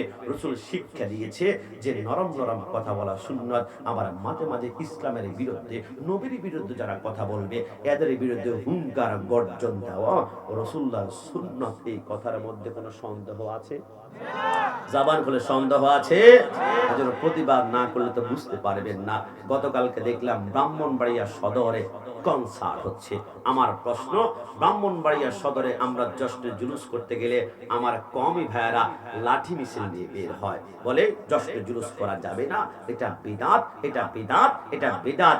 নবীর জশ্নে জুলুস করলে লাঠি মিছিল নিয়ে বের হয়। কিন্তু আমার প্রশ্ন, ব্রাহ্মণবাড়িয়া এত বিশাল কনসার্ট হলো, যুবক যুবতী তারা অর্ধনগ্ন অবস্থায় নাচানাচি করলো, একটা প্রতিবাদ তোমরা করলে না। তাহলে বুঝা গেল তোমাদের সবকিছু স্বার্থের কাছে তোমরা দুনিয়ার পাগল আর আমরা সুন্নিরা নবী পাগল। কথা বলো ঠিক কি না? মিলাদুন নবীর পক্ষে আমাদেরকে আটকে রাখতে পারবে না, কারণ আমরা লাঠিকে ভয় পাই না। তবে মনে রেখো, গান বাজনার আসর আমি সেই কারণে যেতে মানা করব, কারণ আল্লাহ যখন শয়তানকে ইবলিস খেতাব দিল, ইবলিস বলে আল্লাহ আপনি তো অনেক পয়গাম্বর আছে, আল্লাহ আমাকে 2-3টা পয়গাম্বর দিন না। আমার আল্লাহ বলে ইবলিস তোমাকে 2টা পয়গাম্বর দিলাম। পয়গাম্বর মানে তোমার দাওয়াত পৌঁছে দিবে। 1 নম্বর পয়গাম্বরের নাম তোমার জাদুকর, আর 2 নম্বর পয়গাম্বরের নাম হচ্ছে জ্যোতিষী। এই দুজন মানুষের কাছে যারা যাবে এরা শয়তানের পয়গাম্বরের কাছে গেল, এদের ঈমান বিক্রি হইবে। আল্লাহ আমাকে কিতাব দিবে না? আমার আল্লাহ বলে ইবলিস তোমার জন্য 2টা কিতাব। 1 নম্বর কিতাব হচ্ছে বানোয়াটি কথাবার্তায় প্রেমিক যেমন প্রেমিকাকে খুশি বলে, নীল আকাশের নিচে আমি রাস্তা চলেছি একা, তোমার জন্য মরে যাব, তোমার জন্য প্রাণ দিব। এই যে বানোয়াটি কথাবার্তা বলে, এটা ইবলিসের তোমার কিতাব। আর 2 নম্বর কিতাব হচ্ছে শাররুজ্জান, অর্থাৎ মানুষকে খারাপ চিন্তা করা, খারাপ ধারণা করা। ইবলিস বলে আল্লাহ তাহলে আপনি আমাকে, আমার পানি কি হবে? আমার আল্লাহ বলে তোমার পানি হচ্ছে নেশা, খামার, মদ, গাঁজা, ইয়াবা। আল্লাহ তাহলে আমার জন্য দুনিয়া জমিনে আমি কি খাবো? আমার আল্লাহ বলে ইবলিস তোমার খাওয়া হচ্ছে যে খাওয়ার প্রথমে মানুষ বিসমিল্লাহ বলে না, বিসমিল্লাহ বলে না, এটা তোমার খাওয়া। আল্লাহ তাহলে একটু সর্বশেষ আমার ফাঁদ কি হবে? যে ফাঁদের মধ্যে ফেলে আমি মানুষকে নাস্তা নাস্তানাবুদ করে ফেলবো। আমার আল্লাহ বলে তোমার ফাঁদ হচ্ছে নেশা, যে মহিলার প্রেমের মধ্যে পড়ে যাবে, চলনের মধ্যে পড়ে যাবে, সেই জন্য চোরাবারের মধ্যে পড়ে গেল। আল্লাহ আপনার মুয়াজ্জিন আছে, আমার মুয়াজ্জিন কোথায়? আমার আল্লাহ বলে তোমার মুয়াজ্জিন হচ্ছে গান বাদ্য, গান বাদ্য, গান বাদ্য। মুয়াজ্জিন ডাক দিলে যেমন মুসল্লিরা মসজিদে দৌড়ায়, তোমার মসজিদ হবে সে গানের আসর। যখন গানের টান দিবে যারা যাবে, তুমি ইব্রাহিমের মুয়াজ্জিনের ডাকে তারা সাড়া দিল, এদেরকে নাস্তানাবুদ হবে। আর সেই গান যারা শুনবে সর্বনিম্ন শাস্তি জাহান্নামে। সেই যখন বলবে আমি তৃষ্ণার্ত, তার সামনে এক গ্লাস পুজ দেওয়া হবে, কারণ ইল্লা হামিমা ওয়া গাসসাকা, জাহান্নামে কোনো ঠান্ডা পানি পাওয়া যাবে না, গরম গরম পুজ দিবে, আপনার জিহ্বাটা নাভি পর্যন্ত বের হয়ে আসবে। যখনই মুখের ভিতরে দিবেন শরীরের মাংসগুলো জোরে জোরে জমিনে পড়বে, চিৎকার করবেন, কোনো লাভ হবে না। আমার আল্লাহ বারবার ধমক দিয়ে কোরআনে বলেছে, ইয়া আইয়ুহাল্লাযীনা আমানুত্তাকুল্লাহ হাক্কা তুকাতিহি ওয়া লা তামুতুন্না ইল্লা ওয়া আনতুম মুসলিমুন। মুসলমান হয়ে মৃত্যুবরণ করো, তোমার জন্য আমার জান্নাত। আর জান্নাতে ঢুকলেই প্রথম তোমাকে ওয়েলকাম ড্রিঙ্কস, প্রথম খাবার হচ্ছে মাছের কলিজা। একটু জবান খুলে বলো সুবহানাল্লাহ। আল্লাহ মাছের কলিজা কেন? আমার আল্লাহ বলে যখন নমরুদ আমাকে মারার জন্য আসমানের দিকে তীর মারলো, আমি চাইলাম নমরুদ নিরাশ হয়ে যাক, এটা চাই না। আমার আল্লাহর রহমতের সাগর থেকে একটা মাছকে ধরে বলল জিবরাইল, নমরুদ যখন গুলি করবে কাসাসুল আম্বিয়ার মধ্যে তাহের সুরাটি রাহমাতুল্লাহ লেখে, আমার আল্লাহ বলে মাছকে তুমি ধরবা। মাছের কলিজায় তীর যখন লাগবে, নমরুদ যখন তীরের মধ্যে সে রক্ত পাবে, বলবে আমি আল্লাহকে মার্ডার করে এসেছি। নাউজুবিল্লাহ। মাছের জবান খুলে গেল, আল্লাহ আপনি আমাকে কেন মারছেন? আমার গায়ের মধ্যে তীর কেন? বাঘ ভাল্লুক হাতি আছে। আমার আল্লাহ বলে মাছ, তুমি যদি আজকে একদিনের জন্য রক্ত প্রবাহিত করতে পারো, তাহলে কিয়ামত পর্যন্ত তুমি আর রক্ত প্রবাহিত করতে হবে না, তোমাকে জবাই করতে হবে না। তুমি মাছকে মরা খাওয়া আমি আল্লাহ হালাল করে দিব। জোরে বলে সুবহান। মাছ বলে আকবাল তো আল্লাহ আমি কবুল করলাম। আমি একটা মাছ রক্তাক্ত হওয়ার কারণে যদি গোটা মাছটা দিকে বিসমিল্লাহি আল্লাহু আকবার বলে জবাই করতে না হয়, মরা খাওয়া জায়েজ করে দেওয়া হয়, তাহলে আমি আমার রক্ত প্রবাহিত করব। মাছ রক্ত প্রবাহিত করলো, আসল মাছের কলিজার মধ্যে গিয়ে সেইখানে যখন তীরটা লাগলো, কলিজার তিন টুকরা হলো। আমার আল্লাহ বলে কিরে মাছ, কলিজার তিন টুকরা হয়ে গেল, এরপর একবার রূপ শব্দ করলা না। তোমার কলিজা আমার পছন্দ, তোমার কলিজা দিয়ে আমি জান্নাতের মানুষদেরকে প্রথম মেহমানদারি করাবো। সুবহানাল্লাহ। আল্লাহর জন্য ফানা হয়ে যাবেন, ফানা পিল্লা হবেন, মাল্লাহুল মাওলা ফালাহুল কুল। আপনি আর জান্নাত খুঁজতে হবে না, জান্নাত আপনার কদমে এসে চুমা খাবে। একটু জবান খুলে বলো সুবহানাল্লাহ। রব্বুল আলামিন আমাদের সবাইকে কবুল করুক। হুজুরকে বসিয়ে লম্বা কথা বলে গেছি, হুজুর আমাদেরকে কি কালেকশন, আমি তো কালেকশন সুন্দর পারি না, এগুলো ওই জালালিয়া দরবার শরীফ ওনারা ভালো পারে, মোবারক হোসেন জালালি, আমজাদ হোসেন জালালি সাহেব। তারপরও আমি একটু চেষ্টা করব, আমি যদি 5টা মিনিট আর কথা বলি, আপনারা কি আমাকে পেলে আসলে চলে যাবেন? আমি এখান থেকে 6 ঘন্টা সফর করে যেতে হবে, তো 6 ঘন্টা 12 ঘন্টা সফর করে আসছি। আপনারা অনেকক্ষণ ধরে বসা আছেন। আমার বিশ্বাস দুনিয়ার কোন মন্ত্রী মিনিস্টারকে রাজি করার জন্য বসি নাই, মদিনাওয়ালার নবীকে রাজি করার জন্য। সর্বশেষ একটা কথা না বললে আমার ইমানে জজবা যাচ্ছে না। আমি গতকালকে একটা দৃশ্য দেখলাম, ভারতের বাবরি মসজিদ ভেঙে সেখানে রাম মন্দির করেছে। আমার খুব কষ্ট লেগেছে যে মুসলমানদের বাবরি মসজিদ ভেঙেছে, আবার 15 জন মুসলমানদেরকে গুলি করে ডাইরেক্ট সেইখান থেকে নাস্তানাবুদ করে শহীদ করে দিয়েছে। তারা যদি আক্রমণ করেছে, আমরা মুসলমানরা চাইলে এই বাংলাদেশে আমরা সমস্ত হিন্দুদের বুকের উপর ইসলাম রুলাত চালাতে পারতাম, কিন্তু মুসলমান কত আতঙ্কের ধর্ম নয়, মুসলমান সন্ত্রাসের ধর্ম নয়, মুসলমান মানবতার ধর্ম, মহানুভবতার ধর্ম, শান্তি শৃঙ্খলার ধর্ম, সাম্প্রদায়িক সম্প্রদায়ের ধর্ম। তাই রাম মন্দির যারা বাবরি মসজিদ যারা ভেঙেছে, রাম মন্দির করেছে, আমরা তাদেরকে বলি তোমরা কি দেখো নাই আমাদের বাইতুল মুকাদ্দাস অবরুদ্ধ করেছ? একজন আইবি আসার পরে আমার বাইতুল মুকাদ্দাসকে সেভ করা হয়েছে। তোমরা কি দেখো নাই আয়া সুফিয়াকে তোমরা অবরুদ্ধ করেছ? আমার এরদোগান এসে আয়া সুফিয়াকে আবার সেইখান থেকে পুনরুদ্ধার করেছে। আবারও আমরা একজন এরদোগান আর একজন সুলতান আইবির অপেক্ষায় ওই বাবরি মসজিদকে যারা ভেঙে রাম মন্দির করেছে, সেইখানে আবার আরেকজন ইসলামিক নেতা এসে বাবরি মসজিদ করা হবে।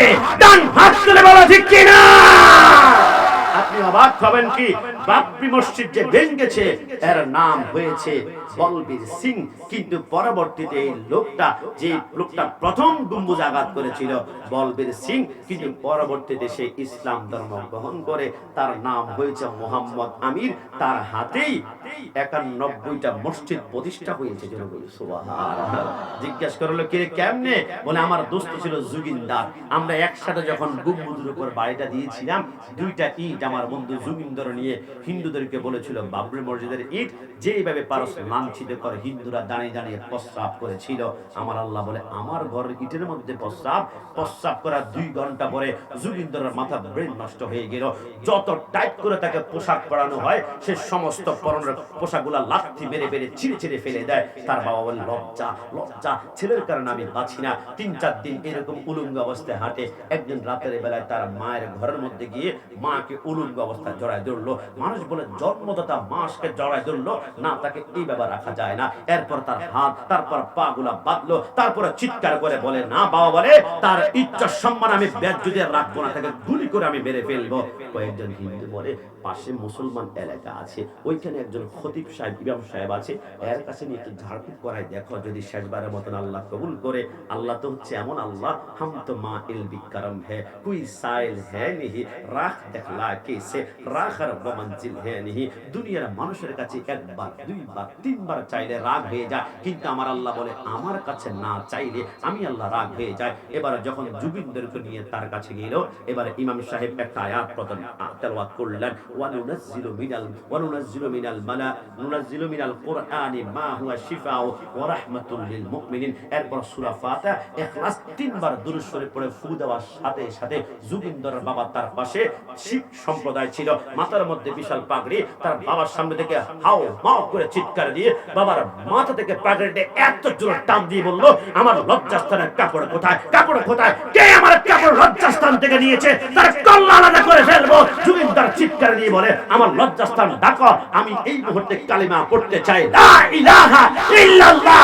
আর ওই দিলবার বলে বলবীর বলে আমি ওই জুবিনদারের কাণ্ড দেখে আমিও কালিমা পড়ে মুসলমান। জুবিনদারের নাম হচ্ছে মোহাম্মদ ওমর, আমার নাম হচ্ছে মোহাম্মদ আমির। একটু জবান খুলে বলি সুবহানাল্লাহ। মুসলমান আক্রমণ করে না, মুসলমান শান্তির ধর্ম, মুসলিম শান্তির ধর্ম, সম্প্রীতির ধর্ম।